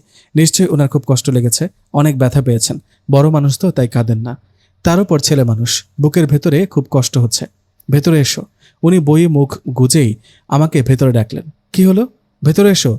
রোগী দেখতে এসে রোগীকে না দেখে চলে যাবে? আমি আপনাকে দেখতে আসিনি। হো আচ্ছা। ধরা খাওয়ায় লজ্জা লাগছে, ওনার দিকে তাকাতে পারছি না। উনি আমাকে সহজ গলায় বললেন, তোমার মায়ের স্বাস্থ্য শরীর কেমন? এখানে বসো। আলহামদুলিল্লাহ। আমি ওনার পাশের টুলে বসলাম। টুলটা বেশ উঁচু, বসতে বেগ পেতে হলো না। উনি এক হাত দিয়ে টুল ধরলেন। উনি বইয়ে চোখ রেখে ফের বলল, স্কুল পালানো ঠিক না। স্কুল পালায় কারা জানো? জানি, বাজে মেয়েরা। আমি সেরকম বাজে মেয়ে, সেটা আমি জানি। উনি আমার দিকে তাকালেন। এবার এখানে কেন আসছো? আমার বান্ধবীর চাচার ঘাড় ভেঙেছে, ওনাকে দেখতে এসেছি। উনি আমার দিকে তাকিয়ে আছেন এক দৃষ্টিতে। কথাটা কি কাজে লেগেছে? উনি নাকি বুঝে ফেললেন শুধুমাত্র ওনাকেই আমার দেখতে আসা স্কুল পালিয়ে? আমি কখনো স্কুল পালাই না। হসপিটাল একদম পছন্দ না। কেমন কেমন গন্ধ পোশাকে লেগে যায়। আমার নিজের মমতাময়ী মা হসপিটালে থাকলে তাকেও দেখতে আসি না। বান্ধবীর চাচা তো অনেক দূর। হো আচ্ছা, তো আমার সাথে একটু পরিচয় করিয়ে দাও বান্ধবীর চাচার। আপনার পা ভাঙা আর উনার ঘাড় ভাঙা। নো দেখা দেখি। হুইল চেয়ারে বসে যাব, নো প্রবলেম। না, আমি আসি, টাটা। তোমার ক্লোজ দুটো বান্ধবী, ওদের সাথেই থাকো অল টাইম। এখানেও ওদের নিয়ে আসছো। ওদের কোনো চাচা নেই, এমনকি জ্যাঠা মামাও নেই। ওদের চাচা না, যার চাচাকে দেখতে এসেছি সে আসেনি। বলতে বলতে হাউমাউ করে কেঁদে দিলাম। গালিব সাহেব বললেন, বড় হয়েছে, খেয়াল আছে? এতটুকুতেই কাঁদছ? উনি একটা টিস্যু দিলেন। আমি চোখ মুছে ফেরত দিলাম। সকালে তো নাস্তা করা হয়নি তোমার। ফলের ডালা থেকে একটা আপেল আর আনার আমার হাতে দিলেন। আমি খেতে খেতে কেবিনের জানালা দিয়ে বাইরে ফুলের বাগানের দিকে তাকালাম। গোলাপ আর গাঁদা ফুল ছেয়ে আছে, মিষ্টি সুগন্ধি আসছে। রোগীকে দেখতে খালি হাতে এসেছ? না। আমি স্কুল ব্যাগ থেকে একটা পেয়ারা বের করে ওনাকে দিলাম। উনি পেয়ারাগুলো হাতে নিলেন। অবশ্য পেয়ারাগুলো ওনার নিজের গাছের পেয়ারা। চুরি করে এনে ওনার গাছের পেয়ারা ওনাকেই দিলাম। পেয়ারাগুলো হাতে নিয়ে বসে আছেন না খেয়ে। কিছুক্ষণ পর উনি বলল, বাসায় যাও, ড্রাইভার তোমাকে পৌঁছে দেবে, বলে দিচ্ছি। আমি আর কিছুক্ষণ থাকবো, স্কুলের টাইম শেষ হয়নি, আগে গেলে ধরা খাবো। উনি একবারও আমার দিকে না তাকিয়ে বইয়ে মুখ গুজলেন। রাতে ঘুমিয়ে একটা বাজে স্বপ্ন দেখলাম। স্বপ্নটা হলো, না থাক বলবো না। খোলা জানালা দিয়ে হাওয়া আসছে। জানালা দিয়ে তাকালে ওনার বাড়ির ছাদ দেখা যায়। ওই তো উনি ছাদের টেবিলের চেয়ারে বসে বই পড়ছে হ্যাজাক লাইটের আলোয়। এজন্যই তো এত জ্ঞানী উনি। আমি পানি খেয়ে কাঁথা গায়ে দিয়ে কয়েকবার লা হাওলা ওয়ালা কুওয়াতা ইল্লা বিল্লাহ পড়লাম। উনি আমাকে বলেছিলেন এর ফজিলত। রাসূলুল্লাহ সাল্লাল্লাহু আলাইহি ওয়াসাল্লাম বলেছেন, মর্যাদাবান আল্লাহ বলেছেন, হে নবী, আপনি আপনার উম্মতদের বলে দিন তারা যেন সকালে, সন্ধ্যায়, রাতে শোবার সময় 10 বার লা হাওলা ওয়ালা কুওয়াতা ইল্লা বিল্লাহ পড়বে। তাহলে ঘুমানোর সময় তাদের থেকে দুনিয়ার বিপদ আপদ সরিয়ে দেওয়া হবে, সন্ধ্যায় শয়তানি চক্রান্ত হতে মুক্ত রাখা হবে এবং সকালে আমার কঠোর ক্রোধ নির্বাপিত হয়ে যাবে। কানজুল উম্মাল 3607। ওনার কথা মতো পড়িনি বলেই শয়তানের চক্রান্তে পড়তে যাচ্ছিলাম। আমাকে খুব বকলো আজ স্কুলে ম্যাডাম, তুমি মহা শয়তান, শয়তানও তোমাকে দেখে লজ্জা পাবে। আমি কয়েকদিন স্কুলে আসেনি, বলল বাসায় জানিয়েছি স্কুল কর্তৃপক্ষ। আসলে স্কুল পালিয়ে হসপিটালে ওনাকে দেখতে গিয়েছিলাম। ধর্ম স্যারও আমাকে ধমক দিলেন। উনি একটা চ্যাপ্টার রিডিং করে পড়ে বললেন, কোনো প্রশ্ন আছে কারো? থাকলে নিঃসংকোচে বলো। আমার মা জননীরা, ধর্ম স্যার সবাইকে মা মা বলে ডাকেন। আমি হাত তুললাম। বলো আমার মা জননী। আচ্ছা স্যার, বিয়ের পর ভালোবাসা জায়েজ হলে বিয়ের আগে কেন জায়েজ নয়? এই বিষয়ে নতুন কোনো ফতোয়া জারি হয়েছে কি? আমাকে জানান স্যার, আমার জানা জরুরি। আর হ্যাঁ, বিয়ের আগে ভালোবাসা এবং রিলেশন নিয়ে আপনার মূল্যবান মতামত বলুন, আমরা সবাই শুনতে চাই। ক্লাসের সবাই স্যারের মূল্যবান মতামতের জন্য স্যারের দিকে তাকালো। ঘটনায় স্যার হলো হতভম্ব। দপ্তরে আমাকে খবর দিল ছুটির পর ধর্ম স্যারের সাথে দেখা করতে। আমি হাসতে হাসতে স্যারের মতামত জানার জন্য গেলাম। বোধহয় সবার সামনে না বলে আমাকে একা একা বলবে। ধর্ম স্যার বললেন, এখানে বসো। বসা মাত্র স্যার এক গ্লাস ঠান্ডা পানি নিজ হাতে ঢেলে আমাকে খেতে দিলেন। স্যার কঠিন স্বরে বলল, আসলে শয়তান তুমি না, তোমার ভেতর শয়তান বাসা বেঁধেছে। আসলে বদজিন তোমাকে আসর করেছে মা জননী, তোমার চিকিৎসা আমি করব। বাসায় আসবো তোমার পিতার সাথে আলোচনা করব। কবে আসবেন? এক্ষুনি চলুন আমার সাথে। বাবার স্কুল শেষ হয়েছে বোধহয়, বাসায় আছেন। জ্যাঠাও আজ বাড়িতে। বিকেলে নাস্তা খেয়ে আলোচনা করবেন, মসজিদ কাছে নামাজ পড়ে নেবেন, রাতে খেয়ে তারপর আসবেন। কিন্তু জেঠিমা ভালো গোস্ত রান্না করতে পারে, খুব টেস্ট। স্যার চিন্তিত মুখে নিজেও এক গ্লাস পানি খেলেন। জেঠিমা আর মা দুজন নামাজ পড়ছে। আমাকে ডাকা হয়েছে। আমি লেটুক পার্টি, তাই লেট করলাম। সব কিছুতেই লেট। যেমনটা দুনিয়ায় গালিব আহমেদের অনেক পরে এলাম। আগে এলে আমি ওনার স্ত্রী থাকতাম। এখন আমার বয়স হতো খুব জোর 35। তাসকিন আর খাদিজাকে দেখা গেল। ওরা রুমে ঢুকতে ঢুকতে বলল, দুলাভাইকে কি খাওয়াতে চাস? আমি একটা দুষ্টু রোমান্টিক হাসি দিয়ে বললাম, আপাতত পায়েস। খাদিজার দায়িত্ব ছিল ওর ভাইয়ের ফোন থেকে পায়েসের রেসিপি ডাউনলোড করা এবং তাসকিনের দায়িত্ব ছিল সেটা লিখে আনা। রান্নাবান্না একদম জানি না, খেতেও পছন্দ করি না। আমাকে দিয়ে জীবনেও রান্নাবান্না হবে না। খাদিজা বলল, আগুনের কাছাকাছি থাকলে আমার গালে স্পট হবে। জেঠিমার ঘরে গেলাম। তাসকিন বলল, রান্নাঘরে ধোঁয়া সহ্য হয় না, স্কিনে র্যাশ হবে। আমি চাচিমার ঘরে এলাম। যাই হোক, রান্নাঘরে সারা বিকেল জুড়ে পায়েস রাঁধলাম। পায়েস রাঁধা হলো 5 বার। 5 বারের মাথায় মুখে দেওয়ার মতো হলো। রান্না করার পর গড়গড় করে বমি করলাম। শরীর খারাপ লাগছে। তাসকিন আর খাদিজা দুজন সন্দেহের মতো করে আমার দিকে তাকালো। আরে বাবা, এখনো প্রপোজ করা হয়নি। এভাবে তাকানোর মতো ঘটনা ঘটেনি। গালিব সাহেবের পায়েস খুব পছন্দ। নলেন গুড়ের ফ্রিজে রাখা পায়েসের জন্য উনি জীবন দিতে পারেন, একবার শুনেছিলাম। সকালে ফ্রিজ থেকে বের করলাম পায়েস। গন্ধটা বেশ। থ্যাঙ্কস। কে রেঁধেছে? আমি মাথা নিচু করেও রাখলাম। উনি হাসলেন। তোমার প্রথম রান্না খাচ্ছি, তোমাকে উপহার দিতে হবে। বলো কি চাও? আপনি যা দেবেন। 1 মিনিট। বুক কাঁপছে। উনি না জানি কি উপহার দেন। বুখারি শরীফ নিয়ে আমি হতভম্ব হয়ে ওনার কাছ থেকে আসলাম। বুখারি শরীফ রাতে শোবার সময় নামাজ পড়ে হাতে নিলাম। কাগজে মোড়ক খুলেই একটা চিরকুট পেলাম। সকালে তোমাকে নিয়ে একটা জায়গায় যাব, ছোট ভাইকে নিতে পারো, তোমার ইচ্ছে, একটা জিনিস দেখাবো। রাতে ঘুমোতে পারলাম না উত্তেজনায়। নিঃশ্বাস নিচ্ছে ঘন ঘন। কখন সকাল হবে? রেডি হয়ে গেলাম ভাইকে নিয়ে ওনার বাড়ির সকালে। নতুন জামা পরেছি, কালো স্কার্ফ পরেছে। ছোট চাচার এক বন্ধু সৌদি থেকে অনেকগুলো স্কার্ফ এনে আমাদেরকে উপহার দিয়েছিল। তখন যা শুনলাম তা নিয়ে একদম প্রস্তুত ছিলাম না। আমার রাধা পায়েস পুরোটা ওনার বউ আমার সতীন রহিমা খেয়েছে। ওনার খাওয়ার আগেই নতুন কাজের ছেলেটা বলল। এবং গালিব সাহেব ভোরে ঢাকা বন্ধুর বাসায় গিয়েছে। কামরায় এসে অন্ধকারে বসে রইলাম। অতি শোকে মানুষের চোখে পানি আসে না। আমারও তাই হলো। পরপর 2টো ধাক্কা দিলেন গালিব আহমেদ একসাথে। নতুন জামাটা দাঁত দিয়ে ছিঁড়ে ফেললাম, স্কার্ফটাও ছিঁড়ে ফেললাম। বাসায় আসার পর থেকে আমি একবারও ওনার সাথে কথা বলিনি, এমনকি ডাকলেও সাড়া দিইনি। ওনার সামনে পড়ে গেলেও কোনো কথা বলিনি। বাগানে ছোট ভাইকে নিয়ে খেলছিলাম। উনি বলল, জান্নাত, ছাদে আমার ঘড়িটা ফেলে এসেছি, লোকজন বাহিরে আছে, তুমি কি একটু এনে দেবে? এই বয়সে বারবার সিঁড়িতে উঠতে পারি না। আমি কিছু না বলে ছাদে চলে গেলাম। 10 মিনিট পর ফিরলাম হাতে বল নিয়ে। ছোট ভাই বল ছাদে ছুঁড়ে মেরেছিল। বলটা ছোট ভাইকে দিয়ে আবার খেলায় মনোযোগ দিলাম। একবারও তাকালাম না ওনার দিকে। নিচ দিয়ে যাচ্ছিলাম, ছাদ থেকে ওনার ডাক শোনা গেল, জান্নাত, কটা বাজে? আজান দিতে হবে, সময় কি হয়েছে? আমার হাতের ঘড়িটা ওনার দেওয়া ছিল। ঘড়ির দিকে তাকিয়ে সময় দেখে সোজা হাঁটা শুরু করলাম। ওনার দিকে তাকালাম না। সকালে স্কুলে যাচ্ছিলাম, ওনার গাড়ি দেখতে পেলাম। গাড়ি থামিয়ে দরজা খুলে দিলেন। আমি দেখেও না দেখার ভান করে হাঁটছিলাম। উনি গাড়ি থেকে নেমে বলল, গাড়িতে ওঠো, তোমাকে নামিয়ে দিই। আমি কিছু না বলে মেইন রোড থেকে গলিতে ঢুকে পড়লাম। উনি দেখলাম আমার পিছু পিছু হাঁটছে। আমি আরেকটা গলিতে ঢুকে লুকিয়ে পড়লাম। ওই তো ওনাকে দেখা যাচ্ছে, নিশ্চয়ই আমাকে খুঁজছে। আমার সাথে লুকোচুরি খেলা, তাই না? এবার আমিও খেলবো লুকোচুরি। স্কুলে থাকাকালীন এক বান্ধবী বলল, দুলাভাই তো তোর পথ চেয়ে আছে। মানে? সত্যি সত্যি আমি লুকিয়ে দেখলাম উনি স্কুলের সামনে গাড়িতে বসে আছে। আমি স্কুল গেট থেকে বেরিয়ে ঝালমুড়ির এখানে গেলাম। উনি গাড়ি থেকে নেমে কাছে আসলেন। ঝালমুড়িওয়ালাকে একটা নোট দিলেন। আমাদের ক্লাসের অনেকে ঝালমুড়ি খাচ্ছে, খাচ্ছে তো খাচ্ছে, টাকা তো তাদের যাচ্ছে না, যাচ্ছে গালিব আহমেদের। তোমাকে একটা কথা বলার ছিল, শুনছো? তাকাও এদিকে। আমি না তাকিয়ে খেয়ে যাচ্ছি। আসলে ওই দিনের ব্যবহারের জন্য আমি কথার মাঝখানে বললাম, মামা, এই আমার ঝালমুড়ির টাকা। টাকা তো উনি দিয়েছেন, ওদেরগুলো দিয়েছে, আমারটা আমি দেব।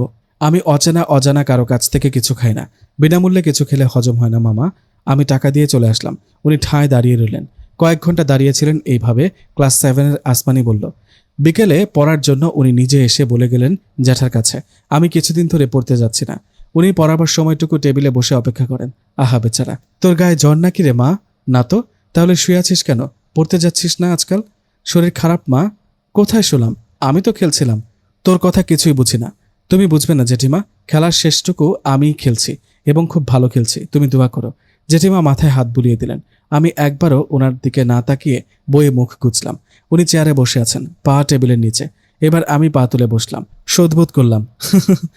আতা গাছে তোতা পাখি, ডালিম গাছে মৌ, গলা ফাটিয়ে ভাইটা পড়া পড়ছে, আমিও পড়ছি। আমি বহিবীর পড়ছি। বুড়ো এক পীরের সাথে উপন্যাসের নায়িকা অল্প বয়সী তাহিরার বিয়ের লাইনটুকু জোরে জোরে বলছি ওনাকে শুনিয়ে। কয়েকবার পরে আমি ওনার দিকে তাকালাম। উনি আমার দিকে তীক্ষ্ণ দৃষ্টিতে তাকিয়ে আছেন। মজা পেলাম। আমি মনে মনে হাসলাম। পড়ায় মনোযোগ দিলাম।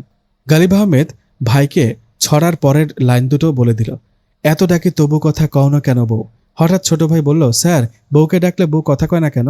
উনি বলল, বউদের ঘাড় বাঁকা তো, তাই কথা কয় না, তাই না? বলেই আমার দিকে তাকালেন। একদিন স্কুল থেকে সোজা তাসকিনদের বাড়ি গেলাম। ওর ছোট ভাইয়ের অসুখ। ও স্কুলের নামাজ ঘরে খুব কান্নাকাটি করলো। আমরা সবাই নামাজ পড়ে ঠিক করলাম ওর বাসায় যাব। ওর ছোট ভাই খুব ছোট। আমরা গিয়ে দেখি জরুরি ভিত্তিতে হসপিটাল নেওয়া হয়েছে। থ্যালাসেমিয়া হয়েছে। দুঃখজনক। গালিব আহমেদের কাছে বিষয়টা জেনে নিলাম। উনি বলেছিলেন, থ্যালাসেমিয়া একটি বংশগত রক্তের রোগ। এই রোগে রক্তে অক্সিজেন পরিবাহী হিমোগ্লোবিন কণার উপাদানে ত্রুটি হয়। থ্যালাসেমিয়া ধারণকারী মানুষ সাধারণত রক্তে অক্সিজেন স্বল্পতা বা অ্যানিমিয়াতে ভুগে থাকেন। অ্যানিমিয়ার ফলে অবসাদগ্রস্ততা থেকে শুরু হয় অঙ্গহানি ঘটতে পারে। থ্যালাসেমিয়া দুইটি প্রধান ধরনের হতে পারে, আলফা থ্যালাসেমিয়া ও বেটা থ্যালাসেমিয়া। সাধারণভাবে আলফা থ্যালাসেমিয়া বেটা থ্যালাসেমিয়া থেকে কম তীব্র। আলফা থ্যালাসেমিয়া বিশিষ্ট ব্যক্তির ক্ষেত্রে রোগের উপসর্গ মৃদু বা মাঝারি প্রকৃতির হয়। অন্যদিকে বেটা থ্যালাসেমিয়ার ক্ষেত্রে রোগের তীব্রতা বা প্রকোপ অনেক বেশি। 1-2 বছরের শিশুর ক্ষেত্রে ঠিকমতো চিকিৎসা না করলে এটি শিশুর মৃত্যুর কারণ হতে পারে। বিশ্বে বেটা থ্যালাসেমিয়ার চেয়ে আলফা থ্যালাসেমিয়ার প্রাদুর্ভাব বেশি। আলফা থ্যালাসেমিয়া দক্ষিণ পূর্ব এশিয়া ও চীনের সর্বত্র এবং কখনো কখনো ভূমধ্যসাগরীয় ও মধ্যপ্রাচ্যের লোকেদের মধ্যে দেখতে পাওয়া যায়। প্রতি বছর বিশ্বে প্রায় 1 লক্ষ শিশু থ্যালাসেমিয়া নিয়ে জন্মগ্রহণ করে। উনি থ্যালাসেমিয়া সম্পর্কে বলেছিলেন, তোমার জেনে রাখা ভালো, আল্লাহ তাআলার রহমতে তুমি একদিন মা হবে। তোমার ছেলেমেয়েদের সুস্বাস্থ্যের প্রতি খেয়াল রাখবে, কেমন? কথাটা বলেই উনি একটু লজ্জা পেলেন, মাথা নিচু করে রাখলেন। আমি মনে মনে হাসলাম। জান্নাত, কি করছো? কি হলো বলো? তুমি আজকাল কেমন যেন হয়েছ। গালিব আহমেদকে আমি দেখে ওনার সামনে দিয়ে যাচ্ছিলাম। উনি কথা বলতেই এমনভাবে তাকালাম যেন এখন দেখলাম। আমি বিরক্ত হয়ে বললাম, আমি খেজুর গাছ লাগাচ্ছি আমার জন্য জান্নাতে। যে ব্যক্তি সুবহানাল্লাহিল ওয়া বিহামদিহি সুবহানাল্লাহিল আযীম পড়ল, তার জন্য জান্নাতে একটি খেজুর গাছ লাগানো হবে। তিরমিজি শরীফে হাদিস নাম্বার 3464। উনি হাসলেন মুচকি। আমি বিড়বিড় করে পড়ছি আর আমার জন্য জান্নাতে একটি করে খেজুর গাছ লাগাচ্ছি। বাংলা ম্যাডামের ছেলেটা প্রায় আমার সাথে কথা বলতে চায়, মিশতে চায়, গলার স্বর অসম্ভব মিষ্টি, একটু ভাব করতে চায়। পিছু নেয় আমার, আজও আমার পিছু নিয়েছে। আমি আনন্দ মোহনে অনার্স ফার্স্ট ইয়ারে পড়ি। তুমি আমার থেকে খুব বেশি ছোট হবে না। হো আচ্ছা, আমরা বন্ধু হতে পারি? ও হাত বাড়ালো। পেছনে গালিব আহমেদের গাড়ি দেখতে পেলাম। সানগ্লাস খুলে আমাদের দিকে তাকিয়ে আছে। আমি ছেলেটার হাতে আমার হাতে থাকা খাতাটি দিয়ে একটা বাড়ি দিলাম। গালিব সাহেবকে কেমন যেন দেখাচ্ছে। আহত চোখে আমার দিকে তাকালেন। আমাদের প্রিয় নবী হজরত মোহাম্মদ সাল্লাল্লাহু আলাইহি ওয়াসাল্লাম আমাদের জন্য জান্নাত সম্পর্কে ভবিষ্যৎবাণী করে গিয়েছেন। আসুন জেনে নেই জান্নাত সম্পর্কে আমাদের প্রিয় নবী হজরত মোহাম্মদ সাল্লাল্লাহু আলাইহি ওয়াসাল্লামের একটি বাণী। জান্নাতে জান্নাতবাসীরা প্রতি জুমাবারে বাজারে মিলিত হবে এবং জান্নাতে জান্নাতবাসীদের রূপ সৌন্দর্য বৃদ্ধি পাবে। মুসলিম শরীফে হাদিস। গালিব আহমেদ বারান্দায় বসে আছেন সকাল থেকে। আজ জুম্মার দিন। ওনার কাছে পড়তে যাওয়া হয়নি। আজানের সময় হয়েছে, এখনো তিনি উঠলেন না। মুখটা কেমন ভার ভার। আজ আজান কি তিনি দেবেন না? একবার গিয়ে কি ডেকে আসবো? বোধহয় চোখ খোলা রেখে ঘুমিয়েছে। আমি একটু এগোতেই উনি দাঁড়িয়ে পড়লেন পাখির ডাক শুনে। আমাকে দেখতে পাবেন এমন জায়গায় দাঁড়িয়েছিলাম। আমাকে বললেন কিছু কথা ছিল। আমি নকরা করে সোজা চলে এলাম। কষা ঝাল গোস্ত রাধা হয়েছে। গোস্তের গন্ধে চারিদিকে মৌ মৌ করছে। জেঠিমা এক টুকরো গোস্ত আমার মুখে তুলে দিয়ে বলল, কেমন হয়েছে? অসাধারণ। দুনিয়ার সব রাঁধুনিরা তোমার কাছে নবজাতক। তোমাকে অস্কার দেওয়া উচিত। জেঠিমাকে জড়িয়ে ধরে গালে একটা চুমু দিলাম। নাও দিলাম তোমাকে অস্কার। হায় আল্লাহ, আমার বুঝি লজ্জা করে না? জেঠি আঁচল মুখে চাপা দিয়ে খুন্তি নাড়তে লাগলো। জেঠিমার রান্নার কেউ প্রশংসা করলে তিনি খুব খুশি হন। জেঠিমার রান্না হাঁসের গোস্ত খেলে ইহকালে ভোলা যাবে না, এত সুস্বাদু। ছোট ভাই এসে আমার হাতে অনেকগুলো জিলিপি দিল। আমি গরম গরম জিলিপির লোভ সামলাতে পারলাম না। জিলিপিগুলো একদম গরম ছিল, মনে হচ্ছে এক্ষুনি ভাজা হয়েছে আর আমার জন্য আনা হয়েছে। সকালে নাস্তা করিনি আজ, তাই খেতে থাকলাম। নরম রসালো জিলিপির রস আমার সারা মুখে মাখামাখি। গালিব সাহেবকে দেখতে পেলাম। সাদা ধবধবে পাঞ্জাবি পরে আমাদের বাড়িতে ঢুকলেন। আমাকে দেখে একটু বিষম খেলেন মনে হয়। তোমার তো দেখছি রসে মাখামাখি। জি, জিলিপি রসের কথা মিন করেছি। উনি হঠাৎ ওই কথা বলে একটু সংকোচ বোধ করলেন। জিলিপিগুলো কেমন হয়েছে? জোস। এটা কেমন কথা? ভালো করে কথা বলবে। সুবহানাল্লাহ, জিলিপির সৌন্দর্য অতুলনীয়, অতি চমৎকার। আমি মুগ্ধ জিলিপি খেয়ে। উনি একটু হাসলেন। বাবা এসে বলল, তুমি এত জিলিপি খাচ্ছ কেন? তাহলে দুপুরে কি খাবে? উফ বাবা, জিলিপি খুব মজা লেগেছে, স্বাদ অতুলনীয়। গালিব আহমেদ বললেন, তোমার জন্য স্পেশাল অর্ডার দিয়ে বানানো। মজা লেগেছে বলে কি পেট ভর্তি করলে চলবে? লাঞ্চ করতে হবে না? আমার গলায় জিলিপি আটকে গেল। আমি হাত থেকে জিলিপি ফেলে দিলাম। মুখ থেকে ওয়াক ওয়াক করে বের করছি। বাবা ভীতু গলায় বলল, মা তোমার কি হয়েছে? অমন করছে কেন? জিলিপিগুলো ভালো না, বাসি জিলিপি ভেজে দেওয়া হয়েছে। আমার বমি বমি লাগছে, আমি বমি করব। গালিব সাহেব হতভম্ব। আমি সব জিলিপিগুলো গামলায় কুটি কুটি করে আমাদের পাহারাদার কুকুরকে দিলাম। আচ্ছা, কুকুরে কি জিলিপি খায়? আজ প্রমাণ হবে। পোলাও, কষা, ঝাল গোস্ত, মুরগির কোমড়া, রিডা মাছের ঝোল, কই মাছ ভাজা, মুগের ডাল, মাছের মাথা দিয়ে এবং সালাদ টেবিলে পরিবেশন করা হয়েছে। দেখেই বুঝলাম আজ উনাকে দাওয়াত দেওয়া হয়েছে। ওনার প্রিয় খাদ্যগুলোর কিছু খাদ্য এগুলো। আমরা মধ্যবিত্ত মানুষ, তাই ওনার সবকটি খাদ্য সরবরাহ করতে পারিনি। আমি শাওয়ার করে কামরায় দরজা বন্ধ করে বসে রইলাম। ঠিক করলাম উনি যতক্ষণ পর্যন্ত থাকবেন বাড়িতে ততক্ষণ পর্যন্ত আমি নিজেকে বন্দিনী বানিয়ে রাখব। খাওয়ার জন্য মা ডাকলেন। আমি বললাম, আমি রোজা। কি বলিস মা? রোজা বাংলাতে, আরবিতে সাওম। এখন তো রোজার দিন না, সারা বছর রোজা রাখা যায়? তুমি জানো না? কখন থেকে রোজা রাখলি? একটু আগে জিলিপি খেলি। কড়া রোদের মধ্যে থাকলে স্ক্রিনে প্রবলেম হয়। ওনার কথা না শোনার ভান করে আমি চলে যাচ্ছিলাম। উনি খেয়ে দিয়ে সবসময় ছাদে হাঁটেন। এটা জেনে এ সময় ছাদে এসেছি সেটা তো বলা যাবে না। জিলিপিগুলো নিজে দাঁড়িয়ে থেকে ভেজে এনেছিলাম। বাসি হওয়ার প্রশ্নই আসে না। আমি নিজে খেয়ে দেখেছিলাম। আমি উত্তর না দিয়ে চলে আসছিলাম আর উনি পেছন থেকে কয়েকবার ডাকলেন। আমি জানি ভালো করে জিলিপি উনার আনা এবং টাটকা, কিন্তু উনাকে দেখানোর জন্য বাসি বলে ওয়াক ওয়াক করলাম। কুকুরকে খাওয়ালাম। আমার পায়েস ওনার বউ রহিমা খেয়েছে আর ওনার জিলিপি আমার ভাইয়ের মতো কুকুর খেয়েছে। সদবোধ। আজ ছোট ভাইকে নিয়ে পড়তে বসতেই ওনার কাজের লোকটা কি একটা দেখাবে বলে নিয়ে গেল। আমি বই বের করে বসে আছি, উনি কিছু বলছে না। নীরবতা পালন চলছে। আমার অস্বস্তি লাগছে। ওনার দিকে তাকানোর সাহস নেই। আচ্ছা, উনারও কি কখনো এমন ফিলিংস হয়? উনি কি আমার দিকে তাকিয়ে আছেন? তুমি কি ওয়াদা করে নিয়েছো আমার সাথে কথা বলবে না? আমি তাকালাম চোখ মেলে ওনার চোখে। কথা কি বলবেই না? আপনার সাথে আমার কোনো কথা থাকতে পারে না। আমি হলাম বাবু টাইপ মেয়ে। বাংলাদেশের সংবিধানে এখনো 3 বছর আছে অ্যাডাল্ট হতে। আমি তো তোমাকে সর্বদা এটাই বোঝাতে চাই, বাট আমি ধর্মীয়ভাবে অ্যাডাল্ট হয়েছি অনেক আগেই। গালিব আহমেদ কথা শুনে একটু চমকালেন। আমি ওনার দিকে তাকিয়ে আছি এক দৃষ্টিতে। উনি অস্বস্তিতে পড়েছেন। উপপাদ্যটা বুঝিয়ে দিন। উনি যন্ত্রের মতো উপপাদ্য বুঝিয়ে দিল মাথা নিচু করে। কয়েকবার আমার দিকে তাকাতেই ধরা খেলেন। তাকালেই আমার চোখে ধরা খেতে হয়। ছেলেটা কে? পড়ার মধ্যে হঠাৎ এমন কথা শুনেও আমি চমকালাম না। পড়তে লাগলাম। নো থামাথামি। তোমাকে প্রায় বিরক্ত করে?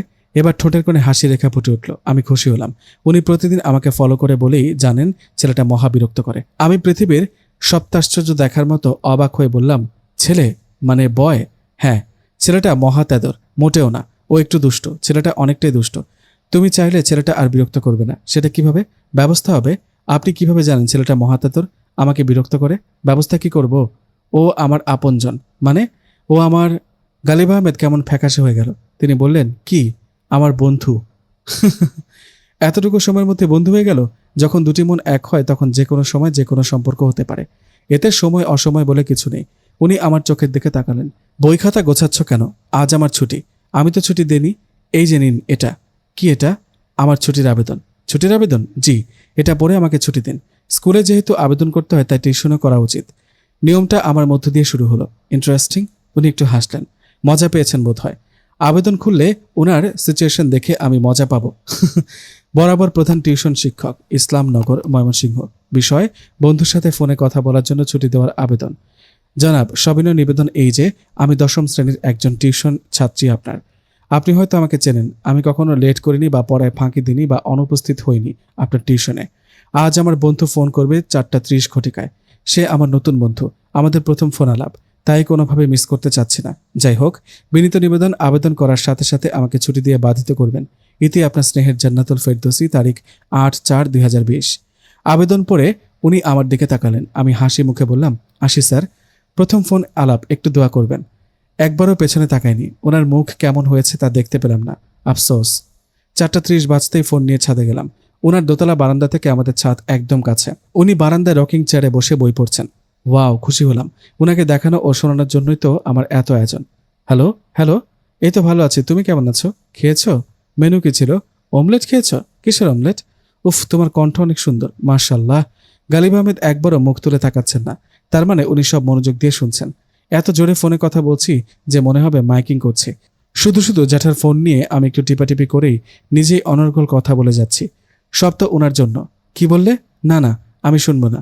ধ্যাত, তুমি যা দুষ্টু। আমি আর কথা বলবো না, বলে দিলাম। দুষ্টু কোথাকার। এই, তুমি নামাজ পড়েছ? হ্যাঁ, গুড। একটু পর আসরের আজান দেবে। অবশ্যই নামাজ পড়বে, নইলে সব সম্পর্ক শেষ। The end. গালিব আহমেদ একটু নড়চড় করছেন। আমি শেষ চাল ছেড়ে দিলাম। কোথায় আসতে হবে? Varsity place. আচ্ছা, কাল বিকেল 2টায় আসতে হবে।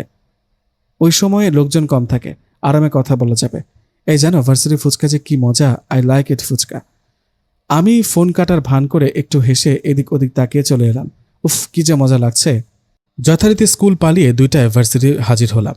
তাসকিন আর হাবিবাকেও নিয়ে এসেছি পেট চুক্তি ফুচকা খাওয়াবো বলে। ওদের আপাতত ঝালমুড়ি খাইয়ে সান্ত্বনা দিয়ে রেখেছি। দুপুরের কড়া রোদ, লোকজন নেই তেমন। ভালো লাগছে। হঠাৎ গালিব আহমেদের গাড়ি দেখতে পেলাম। আমাদের সামনে থামল। ঔষধ কাজে লেগেছে। ড্রাইভার এসে বলল, আপামনি, আপনাকে ডাকে সাহেব। আমি বললাম, দেখছেন না আমি বিজি বান্ধবীর সাথে। ওনাকে গিয়ে বলুন আই এম বিজি। ড্রাইভার ওনাকে বলতেই উনি নিজে নেমে মুড়িওয়ালার কাছে এলেন। আমি ঝাল দেওয়া মুড়ি গপাগপ খাচ্ছি। ঝাল খেতে পারি না। প্রচণ্ড রকমের ঝালে গলা জ্বলছে, ঠোঁট জ্বলছে। হাবিবা খাওয়া ছাড়া কিছুই বোঝে না। বেফাঁস কথা বলে ফেলে না জেনে। মহাগর্ধব। আসসালামু আলাইকুম দুলাভাই। আমার আর তাসকিনের গলায় মুড়ি আটকে গেল কথা শুনে। হাবিবা কথা বলার পর ভয়ে আমার পেছনে লুকালো। তাসকিনও তাই করল। ওয়ালাইকুম আসসালাম বলে আমার দিকে তাকালেন উনি। ঝালমুড়ির দামটা মিটিয়ে দুটো ফুচকার প্লেট ওদের দুজনের হাতে ধরিয়ে দিলেন উনি। ভয়ে ভয়ে ওরা খাচ্ছে। খাওয়া শেষ হতেই উনি বলল, তোমরা গাড়িতে বসো। আমি বললাম, আমি যাব না বলেই হাঁটা শুরু করলাম। উনি যা করলেন তার জন্য প্রস্তুত ছিলাম না। উনি একটা ধমক দিলেন। ভয়ে তাসকিন আর হাবিবা দৌড়ে গাড়িতে উঠল। আমিও হঠাৎ ওদের পেছনে দৌড়ে গাড়িতে উঠে পড়লাম। ড্রাইভারের সাথে সামনে বসেই সিট বেল্ট বাঁধতে বাঁধতে বলল, চলো, অনেকটা পথ চলে এসেছি। আমরা সবাই চুপচাপ। ওরা দুজন ভয় পাচ্ছে। একে তো স্কুল পালানো, তার উপর দুলাভাই ডাকা। আমি অভয় দিলাম। তাসকিন আর হাবিবাকে তাদের বাড়ি নামিয়ে দিয়ে ড্রাইভার গালিব আহমেদকে গাড়ি বুঝিয়ে দিয়ে নেমে গেল। এখন আমি আর উনি গাড়িতে একা। হঠাৎ গাড়ি থেমে গেল। উনি দরজা খুলে বলল, বের হও। আমি বের হলাম। সামনের দরজা খুলে দিতেই আমি সামনে ওনার পাশে বসলাম। নীরবতা চলছে। আমি ঠিক করতে পারলাম না বিষয়টা, তবে খুশি হলাম ওনার পাশে বসে এবং একা একা গাড়িতে ঘুরতে পেরে। এটাকে লং ড্রাইভও বলা যায়। হঠাৎ গাড়ি ব্রেক করে থামল। আমি ওনার দিকে তাকালাম। উনি একটা প্যাকেট বের করে আমার সামনে ধরল। কি? দেখো, ফুচকা দেখা যাচ্ছে। তুমি ফুচকা লাইক করো তাই নিয়ে এলাম তোমার জন্য, স্পেশাল ফুচকা। থ্যাঙ্কস বলে আমি ফুচকা খাওয়া শুরু করলাম। উনি তীক্ষ্ণ দৃষ্টিতে আমার দিকে তাকিয়ে আছেন। আমি 3টা ফুচকা খেয়েই থেমে গেলাম। আসলে আমি ফুচকা পছন্দ করি না। 1টা 2টা খেতে পারি বান্ধবীদের সাথে। কি হলো, খাচ্ছ না কেন? এত পছন্দের ফুচকা? একটু আগে ফুচকা খেয়েছি, নতুন বন্ধু খাইয়েছে। কখন? দেখলাম না তো। আপনি আসার আগের ঘটনা। উনি আমার দিকে তাকিয়ে আছেন দেখে আমি আরেকটা ফুচকা মুখে দিলাম। ডাল আলু ভর্তা যে কথা, ফুচকা আমার কাছে এক কথা। জোর করে খেতে গিয়ে বমি করে দিলাম ওনার গায়ে। উনি চমকে উঠলেন। আমি বমি করছি আর হাঁচি দিচ্ছে। উনি আমার সামনে পানির বোতল ধরলেন। পানি খেতে গিয়ে বিষম খেলাম। উনি আমার মাথায় হাত রাখতে গিয়েও রাখলেন না। একটু পর পরিস্থিতি নর্মাল হলে উনি আমাকে বলল, পুরোটা একটি সাজানো নাটক শুধুমাত্র। জেনে শুনে তোমার নাটকে অংশগ্রহণ করলাম। আমার হঠাৎ কি যেন শুরু হলো, আমি কান্না জুড়ে দিলাম। কান্না করার কি হলো? তুমি এখনো একটি বালিকা মাত্র, সদ্য কিশোরী বয়সে পা দিয়েছ, তাই উজবুকি কর্মকাণ্ড করো। তুমি যে ধর্মের তাতে তোমার আচরণ ঠিক করা উচিত। পরিবারের অতিরিক্ত আদরে তুমি লাই পেয়েছ।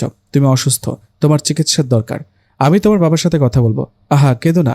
আমি খুব কাঁদছি, কেন জানি না কান্না থামাতে পারছি না। উনি বাইরে দাঁড়িয়ে আছেন। আমার মাথায় দূরে দাঁড়িয়ে এক চুল পরিমাণ স্পর্শ না করে বোতলের পানি ঢেলে দিল। কান্না থামানোর পর উনি গাড়িতে উঠে গাড়ি স্টার্ট দিলেন।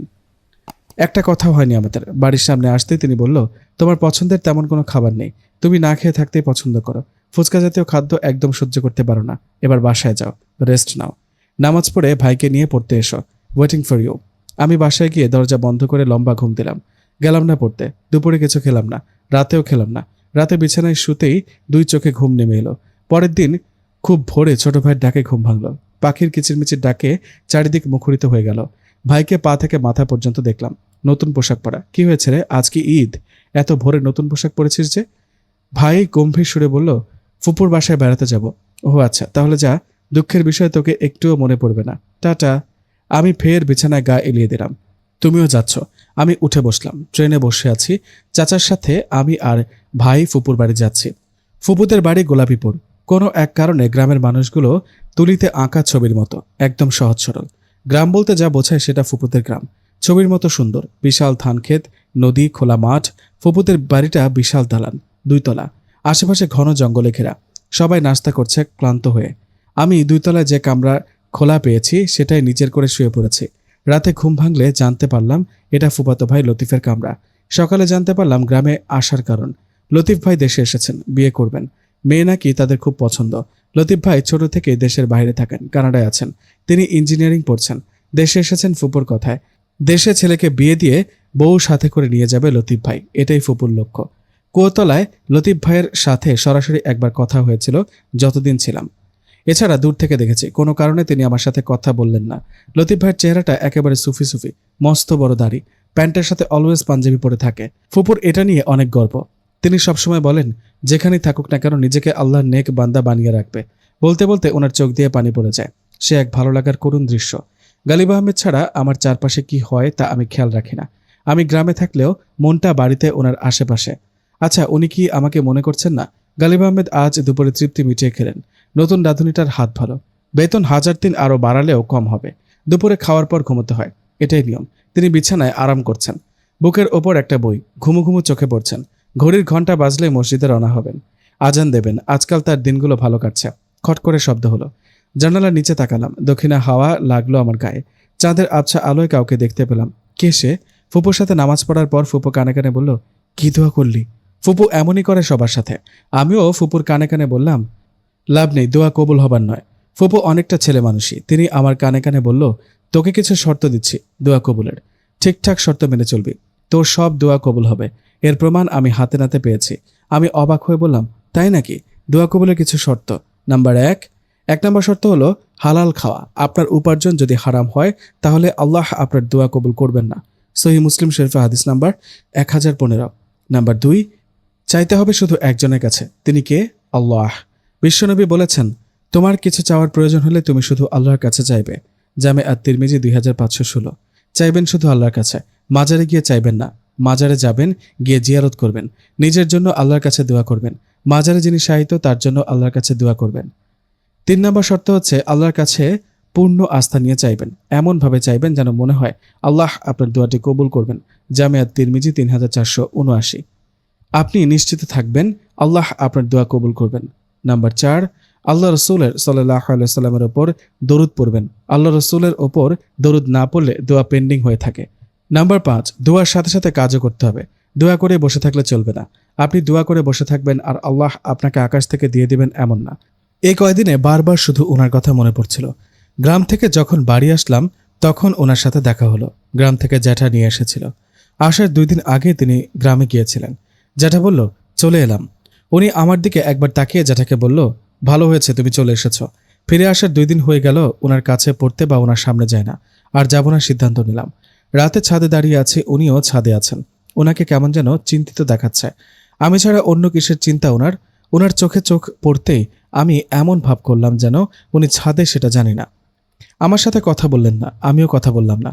এদিকে আমার মন ছটফট করছে কথা বলার জন্য। 3 দিনের মাথায় ওনার লোক একটা গিফট নিয়ে এলো বাড়িতে। গিফট খুলে আমি অবাক। আমাদের প্রিয় নবী হজরত মোহাম্মদ সাল্লাল্লাহু আলাইহি সাল্লাম আমাদের জন্য জান্নাত সম্পর্কে ভবিষ্যৎবাণী করে গিয়েছেন। আসুন জেনে নেই জান্নাত সম্পর্কে আমাদের প্রিয় নবী হজরত মোহাম্মদ সাল্লাল্লাহু আলাইহি সাল্লামের বাণীগুলির একটি বাণী। জান্নাতের স্তর হবে 100টি এবং জান্নাতের সর্বোচ্চ স্তর জান্নাতুল ফিরদাউস। যখন তোমরা আল্লাহর কাছে জান্নাত চাইবে তখন জান্নাতুল ফিরদাউস চাইবে। গালিব আহমেদের সাথে আমার একটা খেলা চলেছে। খেলার নাম লুকোচুরি। খেলাটা উনি শুরু করেছেন, মাঝখানে আমি খেলেছি। শেষটা মহান আল্লাহ তাআলা খেলবেন। তিনি ঠিক করবেন খেলার শেষটুকু। অতি প্রথম উনি আমার সাথে লুকোচুরি খেলেছেন। ওনার পারফরমেন্স খুব ভালো। এখন আমি খেলছি। ওনার মতো অতটা না হলেও খুব মন্দ পারফরমেন্স করছি বলে মনে হয় না। ওনার আর আমার মাঝে একটা জিনিস সবসময় চলে, সেটা হলো নীরবতা, যেটা হঠাৎ হঠাৎ আমাদের মাঝে শুরু হয়। এখন নীরবতা শুরু হয়েছে।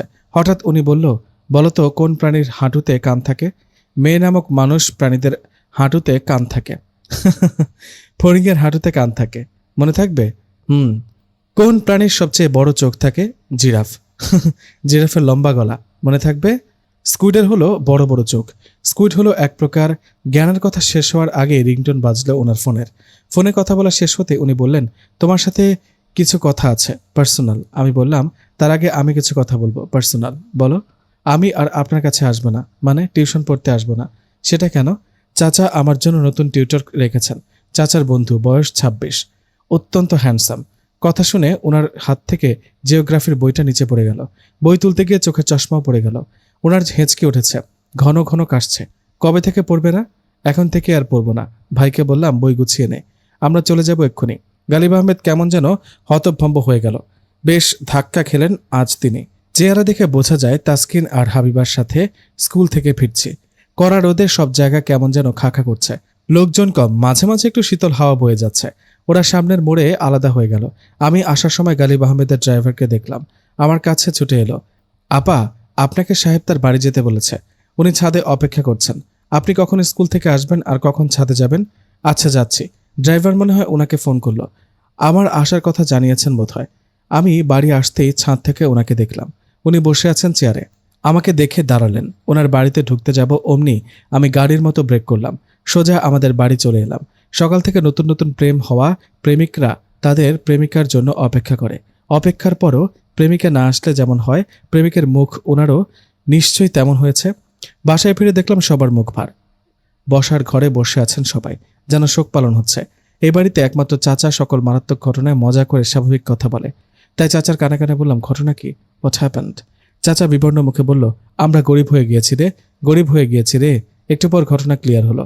আমাদের বাড়িটা ছেড়ে দিতে হবে আগামী মাসে। বাবার মাথায় পানি ঢালা হচ্ছে, কাজের ছেলেটা পানি ঢালছে। আরও জানতে পারলাম আমার অতি দানশীল বাবা বাড়ির দলিল বন্ধক রেখে লোন নিয়েছিলেন। লোনের টাকা তিনি গরিব শিক্ষার্থীদের তহবিলে দান করেছেন। বাবার প্রতি আমার গর্ব হলো। এ না হলে আমার বাবা বেতন পেয়ে লোনের টাকা শোধ করে দেবেন কিস্তিতে। এটা ছিল ওনার পরিকল্পনা। বাবার পরিকল্পনা ভেস্তে গেল। বাবা সব সময় তার পুরো বেতন কোনো গরিব মেধাবী শিক্ষার্থীদের মাঝে বিতরণ করতেন। 1 টাকাও মায়ের হাতে দিতে পারতেন না। মুখ কালো করে বলতেন, আগামী মাসে অবশ্যই বেতনের পুরোটা তোমার হাতে থাকবে। আগামী মাস ঠিক কোন মাস? 17 বছর ধরে আগামী মাসের কথা বলছ। লোন শোধ না করায় ফলাফল বাড়িটা নিয়ে নেওয়া হচ্ছে। আমাদের নিজেদের বাড়ি বলতে এই একটা নিজের বাড়ি। চাচির হাতে সাজানো বাড়িটা। চাচি বাড়িটা চমৎকারভাবে সাজিয়ে রাখে 24 ঘন্টা। বাইরে থেকে বাড়িটাকে পুরনো মনে হলেও ভেতরটা কোনো মহলের থেকেও কম না। এই বাড়িটা থেকে আমরা কিনা চলে যাব? কোথায় যাব আমরা? আজ আর আগের মতো স্কুল থেকে আসলে জেঠিমা কোলে বসিয়ে খাইয়ে দিতেন, তেমন খাওয়ালেন না। জ্যাঠাও হাসি মুখে স্কুলে কি করতাম তা জানতে চাইলেন না। আমি স্কুল ড্রেস চেঞ্জ করিনি। 2 বেনুনি নাড়াতে নাড়াতে ছাদে গেলাম। উনি চেয়ারে বসে আছেন চোখ বন্ধ করে, ধ্যান করে মহাপুরুষ হওয়ার চেষ্টা করছেন নাকি। ওনাকে কখনো কাজ ছাড়া বসে থাকতে দেখিনি। সবসময় কাজ করেন, বসে থাকলেও কাজ করেন। উনি বলেন, মানুষের দুনিয়াতে প্রধান কাজ হলো ইবাদত করা। বসে থেকেও উনি প্রধান কাজ করছেন, এটা নিঃসন্দেহে বোঝা যায়। উনি বলেন, জান্নাত অলসতা আল্লাহ তাআলা পছন্দ করেন না। তাই সবসময় কাজ করবে। মানুষের দুনিয়াতে প্রধান কাজ হলো আল্লাহর ইবাদত করা এবং নেকি লাভ করা। আমি গর্ধবের মতো বললাম, 24 ঘন্টা নামাজ পড়তে হবে আল্লাহর ইবাদতের জন্য, নেকি লাভের জন্য? তোমার মাথা ফাটানো উচিত। ভেতরে কি আছে সেটা দেখা দরকার। নেকি বিভিন্নভাবে লাভ করা যায়। তওবা আল্লাহ তাআলার অতি পছন্দ করেন। সব সময় তওবা করবে। নেকি বাড়ানোর দোয়া হচ্ছে সূরা ইখলাস 10 বার পড়ে জান্নাতের একটি বাড়ির মালিক হওয়া যায়। তারপর লা হাওলা ওয়ালা কুওয়াতা ইল্লা বিল্লাহ পড়ে সেই বাড়িকে রত্ন ভাণ্ডার দিয়ে পরিপূর্ণ করা যায়। তারপর সুবহানাল্লাহি ওয়া বিহামদিহি সুবহানাল্লাহিল আযীম পড়ে জান্নাতে খেজুর গাছ রোপণ করা যায়। ভাবতে থাকো সেই খেজুরগুলো দিয়ে তুমি জান্নাতীদের মেহমানদারি করছো। এইভাবে সারা দিন পড়তে পারো আর জান্নাতের জন্য নেকি কামাতে থাকো। জাযাকাল্লাহু খায়রান। আমরা 2 ভাই বোন পড়ছি, যেন কিছুই হয়নি। চাচা বলেছেন, আমার ব্রিলিয়ান্ট বাবা এবং মা, শোনো, যাই হোক না কেন তোমরা ভালোভাবে পড়াশোনা করবে। তোমাদের একটাই চিন্তা, ভালো রেজাল্ট করা। অন্য চিন্তাগুলো আমাদের বড়দের। আমরা ভাই বোন মাথা নাড়ালাম। খবরটা শুনেছ? বেশ দুঃখজনক। নতুন টিউটরের খবর কি? যার বয়স 26, হ্যান্ডসাম, তোমার চাচার বন্ধু, আমার এখানে পড়তে এলে যে? আমি বইয়ে মুখ রেখে বললাম, আমরা গরিব হয়ে গিয়েছি, টিউটরের খরচ বহন করতে পারবে না আমার বাবা জ্যাঠা, তাই আপনার এখানে বাধ্য হয়ে পড়তে এসেছি। ছোট ভাইও আমার সাথে একমত হয়ে মাথা নাড়ল। উনি মুচকে আসতেন, তোমার যেটা কি করবেন ঠিক করেছেন? বড়রা কি ঠিক করবেন সেটা নিশ্চয়ই ছোটদের বলা হবে না। তা অবশ্য ঠিক। যাওয়ার সময় একটু কথা বলবো তোমার সাথে জরুরি বিষয়ে। আজ কোনো রকম ঝামেলা বা দুষ্টুমি না করে পড়া শেষ করলাম। উনাকে জ্বালালাম না। আসরের ওয়াক্ত হলে ছোট ভাই ছুটি পেয়ে দৌড়ে চলে গেল নিজের বইগুলো ফেলে। ভাইয়ের বইগুলো উনি গুছিয়ে দিতে দিতে বললেন, মহাজনের সাথে কথা হয়েছে, বাড়িটা ছাড়তে হবে না যদি তুমি চাও। আমার পরিবার কারো দয়া নেবে কেন? আমরা কারো দয়ার পাত্রী না। রাতে নামাজ পড়ার পর জেঠিমা কানে কানে বলল, খবর কিছু জানিস? কালই বাড়ি থেকে চলে যেতে হবে নাকি? না, তোর জ্যাঠার চাকরি নেই। কিভাবে জানলে? নিজে নিজে বের করেছি। কখনো কি দেখেছিস তোর জ্যাঠাকে অফিস ছেড়ে বাসায় বসে থাকতে? তোমার কথা যুক্তি আছে। মা রে, আমাদের চলবে কি করে? আমরা তো গরিব হয়ে গেলাম। খাওয়ার সময় বুঝলাম আমরা কতটা গরিব হয়েছি। ডাল এবং বেগুন ভর্তা, আলু ভর্তা রান্না হয়েছে আজ দুপুরে। মায়ের জন্য ডিম ভাজা হয়েছে। মা ভর্তা জাতীয় কিছু খেতে পারেন না। মায়ের শরীর ভালো না, ডক্টর দেখাতে হবে। আগের মতো আর গল্পগুজব হইল না ডাইনিংয়ে। জ্যাঠা, বাবা, চাচা মাথা নিচু করে খাচ্ছে। কেউ জেঠিমাকে বলল না রান্না ভালো হয়েছে। আমার কাছে আজ ভর্তাগুলো অসাধারণ লেগেছে। অস্কার বিজয়ীরা জেঠিমার কাছে কিছুই না। অন্যদিনের চেয়ে আজ বেশি ভাত খেলাম। ও হ্যাঁ, ভাত হয়েছে মোটা চালের। আমি বললাম, জেঠিমা গোশতকে তোমার বেগুন আলু ভর্তা বলবে? ভাই সাহেব ওদিকে সরে বসেন। জেঠিমা আঁচলে মুখ গুজলেন। খাওয়া শেষে আমি জেঠিমার 2 হাতে চুমু দিলাম। তোমার হাত দুটো বাঁধিয়ে রাখবে জাদুঘরে। ঐতিহাসিকরা তোমাকে ইতিহাস বানিয়ে রাখবে। তোমাকে আমরা হিস্ট্রির বইয়ে পড়ব। সকালে সুজির হালুয়া নাস্তা করে স্কুলে যাওয়ার জন্য রেডি হলাম। স্কুলে যাচ্ছ? পিকনিকে যাচ্ছি। দেখছেন না নতুন স্কার্ফ পরে সাজগোজ করেছি? বিষয়টি তুমি একবার ভেবে দেখো। ভাবার কি আছে? আপনার দয়া কেন নেব? আপনি আমার কে? আমি আপনার কে? আমি তোমার কেউ না? বলতে পারলে এই কথাগুলো? যা সত্যি তাই বললাম। আল্লাহ তাআলা সত্যি পছন্দ করেন। আজ স্কুলে ভয়ঙ্কর কাণ্ড ঘটেছে। কাণ্ডের মূল নায়িকা আমি। ঘটনাটা আমি ঘটিয়েছি। ইংরেজি স্যারকে একটা শিক্ষা দেওয়া দরকার ছিল। উনি ক্লাসের সময় বইয়ে প্রশ্ন দেখিয়ে দেওয়ার অজুহাতে গায়ে হাত দিয়ে থাকেন মেয়েদের। অবশ্য তিনি কখনো সফল হয়নি ওভাবে। সৌদি আরব অথবা আরব আমিরাত হলে এজন্য পাথর ছুঁড়ে মারা হতো বোধ হয়। আমি বেশি কিছু করিনি। গালিব আহমেদের কাছ থেকে চুলকানির ঔষধ নিলাম। স্যার অফিস রুমে বসেছিল জানালার ধারে। আমি বাইরে থেকে চুলকানির পুরো ঔষধ ছেড়ে দিলাম ওনার পিঠে। ক্লাসে আসতে শুরু হলো নাগিন ডান্স। স্যার লাফাতে লাফাতে মাঠে চলে গেল। শার্ট প্যান্ট ছাড়া স্যারকে বেশ দেখালো। পুরো স্কুল স্যারের দশা দেখল। টিফিন টাইমে পিয়ন এসে বলল, হেড ম্যাডাম ডেকেছে। ম্যাডাম বলল, তোমার গার্ডিয়ানকে কাল আসতে বলবে। তোমার মতো স্টুডেন্টের দরকার নেই। আমরা সবাই ডিসিশন নিয়েছি তোমাকে আর স্কুলে রাখবো না। তুমি মহা শয়তান মেয়ে। ম্যাডাম, মেয়েদের শয়তান বলতে নেই। আল্লাহ তাআলা আপনার উপর নারাজ হয়েছে। তওবা করুন। আমি বাড়িটাকে দেখছিলাম। আমার মায়ের ফুলের বাগানের বড় শখ। আমাদের পুরো বাড়িটাকে মস বিভিন্ন ফুল দিয়ে ভরে ফেলেছে। বাড়িটা দেখতে ফুলের কাননের মতো। গোলাপ, জুঁই, কামিনী, জবা, শিউলি, বকুল, শিমুল, হাসনাহেনা ইত্যাদি ফুলের বাগান করেছেন মা। ছোট একটা ডোবা ছিল বাড়ির পাশে। মা বাবাকে দিয়ে ডোবা পরিষ্কার করে পাইপ দিয়ে স্বচ্ছ পানির ব্যবস্থা করেছেন সেখানে। মা ডোবায় শাপলা ফুল ফুটিয়েছে। এমনকি 2টো রাজহাঁসও ডোবায় ছেড়ে দেওয়া হয়েছে। সারাদিন সেখানে রাজহাঁস সাঁতার কাটে। কখনো রাজহাঁস দুটোকে আমরা কেউ ডাঙায় দেখিনি। মায়ের ধারণা শাড়ি পরা ঘোমটা দেওয়া নতুন বউকে রাজহাঁস দুটো ডাঙায় দেখতে পায়, তাই ডাঙায় ভয় আসে না। রাতে গোলাপের কড়া সুগন্ধি পাওয়া যাচ্ছে বারান্দায়। গালিব সাহেব ওনার বারান্দা থেকে হাত নাড়ছেন। আমি জানালা বন্ধ করে দিলাম। মাঝরাতে ঘুম ভেঙে গেল। মায়ের কান্না শোনা যাচ্ছে। মায়ের শরীর ভালো না, ডক্টর দেখানো দরকার। জেঠিমা মায়ের পেটে তেল দিয়ে দিচ্ছে। আমি ছাদে যেতেই পেছন থেকে উনি বলল, তুমি কি কিছু ভেবেছ? না, তবে ভাবছি কিডনি লিভার বিক্রি করে দেব।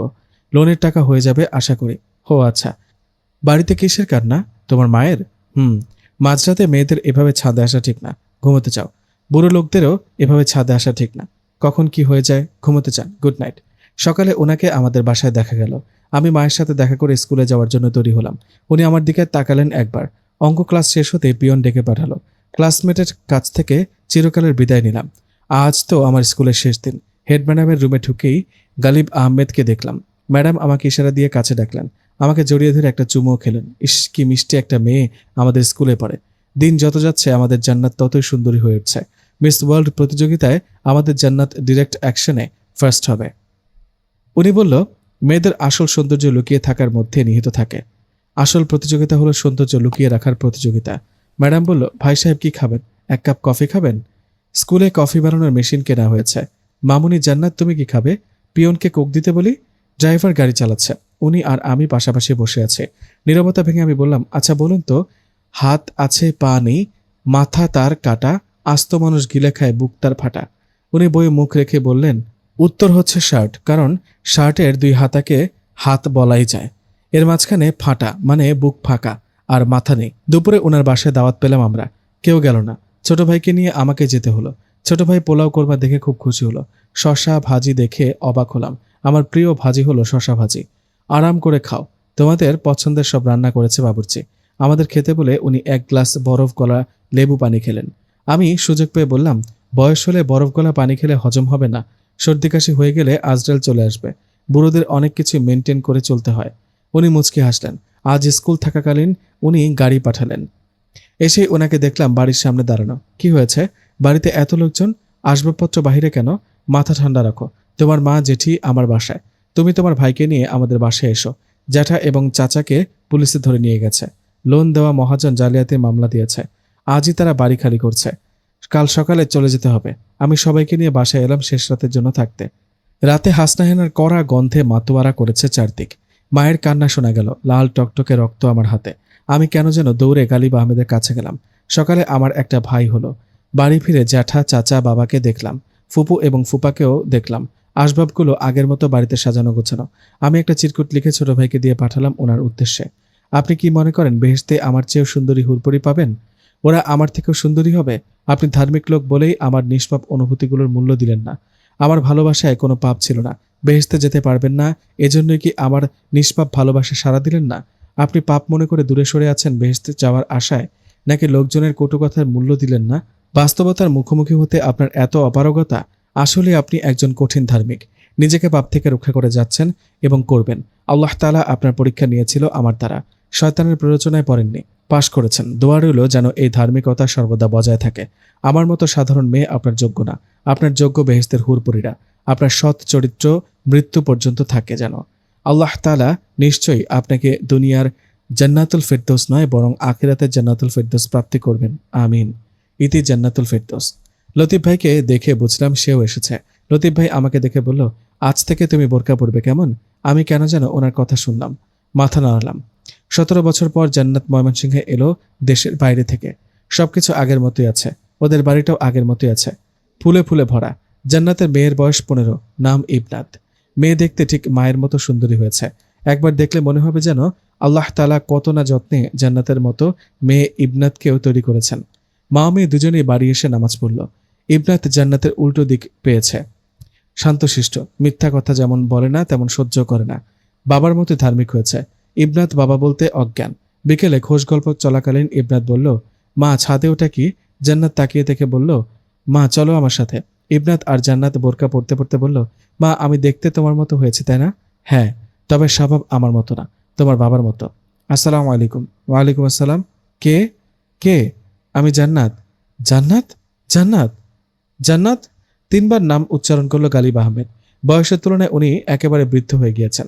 কিসের এত চিন্তা যে উনি বৃদ্ধ হয়ে গেলেন? চুল একেবারে সাদা, মস্ত বড় লম্বা দাড়ি, গায়ের সাদা চামড়া কুঁচকে রয়েছে। ছাদের চেয়ারে চোখ বন্ধ করে বসেছিলেন তিনি। পাশেই ওনাকে দেখাশোনা করার ছেলেটা ছাদের কোণে বসে গোলাপ ফুলে পানি দিচ্ছিল। গালিব আহমেদ ওদের দুজনকে আপাদমস্তক দেখলেন। কালো বোরকা হিজাব দিয়ে আপাদমস্তক ঢাকা, চোখ দুটো দেখা যাচ্ছে না। কিশোরী জান্নাতকে তিনি অনেক বলেও পর্দা করাতে পারেননি। আজ জান্নাতের কিশোরী একজন মেয়ের মা। গালিব আহমেদ কোনটা মা আর কোনটা মেয়ে তা চিনতে পারলেন না। উনি চোখে চশমা পরে ভাঙা গলায় বলল, তুমি এসেছো? এসেছি। ওকে, আমার মেয়ে ইবনাত। ওকে তুমি মনে করেছিলাম। ওর বয়স তো 15। ইবনাত, উনি তোমার নানু, সালাম দাও। ইবনাত সালাম দিল। জান্নাতের স্বামী লতিফ ওদের ছাদ থেকে মা এবং মেয়েকে ডাকল। জান্নাত বলল, জ্যাঠা আসি। জ্যাঠা দোয়া করবেন আমার জন্য, আমার মেয়ের জন্য। গালিব আহমেদ এত বছরের মধ্যে আজ একটু চমকে গেল। গালিব আহমেদ এক দৃষ্টিতে তাকিয়ে রইল ওদের চলে যাওয়ার পথে। কিছু একটা বলতে চাচ্ছিল কিন্তু বলা হলো না, কারণ জান্নাত মেয়েকে নিয়ে চলে গেল। রাতে হাসনাহিনের গন্ধে মাতোয়ারা হয়েছে চারদিক। ইবনাত একমনে ছাদে তাকিয়ে আছেন। ছাদে রহস্যময় এক বুড়োকে দেখছে সে। বুড়ো গালিব আহমেদ কেন সারাদিন ছাদে বসে থাকেন জান্নাতের বাড়ির দিকে তাকিয়ে? জান্নাতের গলা শোনা গেল। বাসায় কেউ নেই। সবাই ইবনাতের বাবার তৈরি করা মাদ্রাসা দেখতে গিয়েছেন। জান্নাতের 9 মাস। সকাল থেকে শরীর ভালো না। ইবনাত মা জান্নাতের জন্য থেকে গেল। জান্নাতকে দেখে ইবনাত কিছু একটা টের পেল। লাল টকটকে রক্ত ইবনাতের হাতে, আর হাত পা কাঁপছে।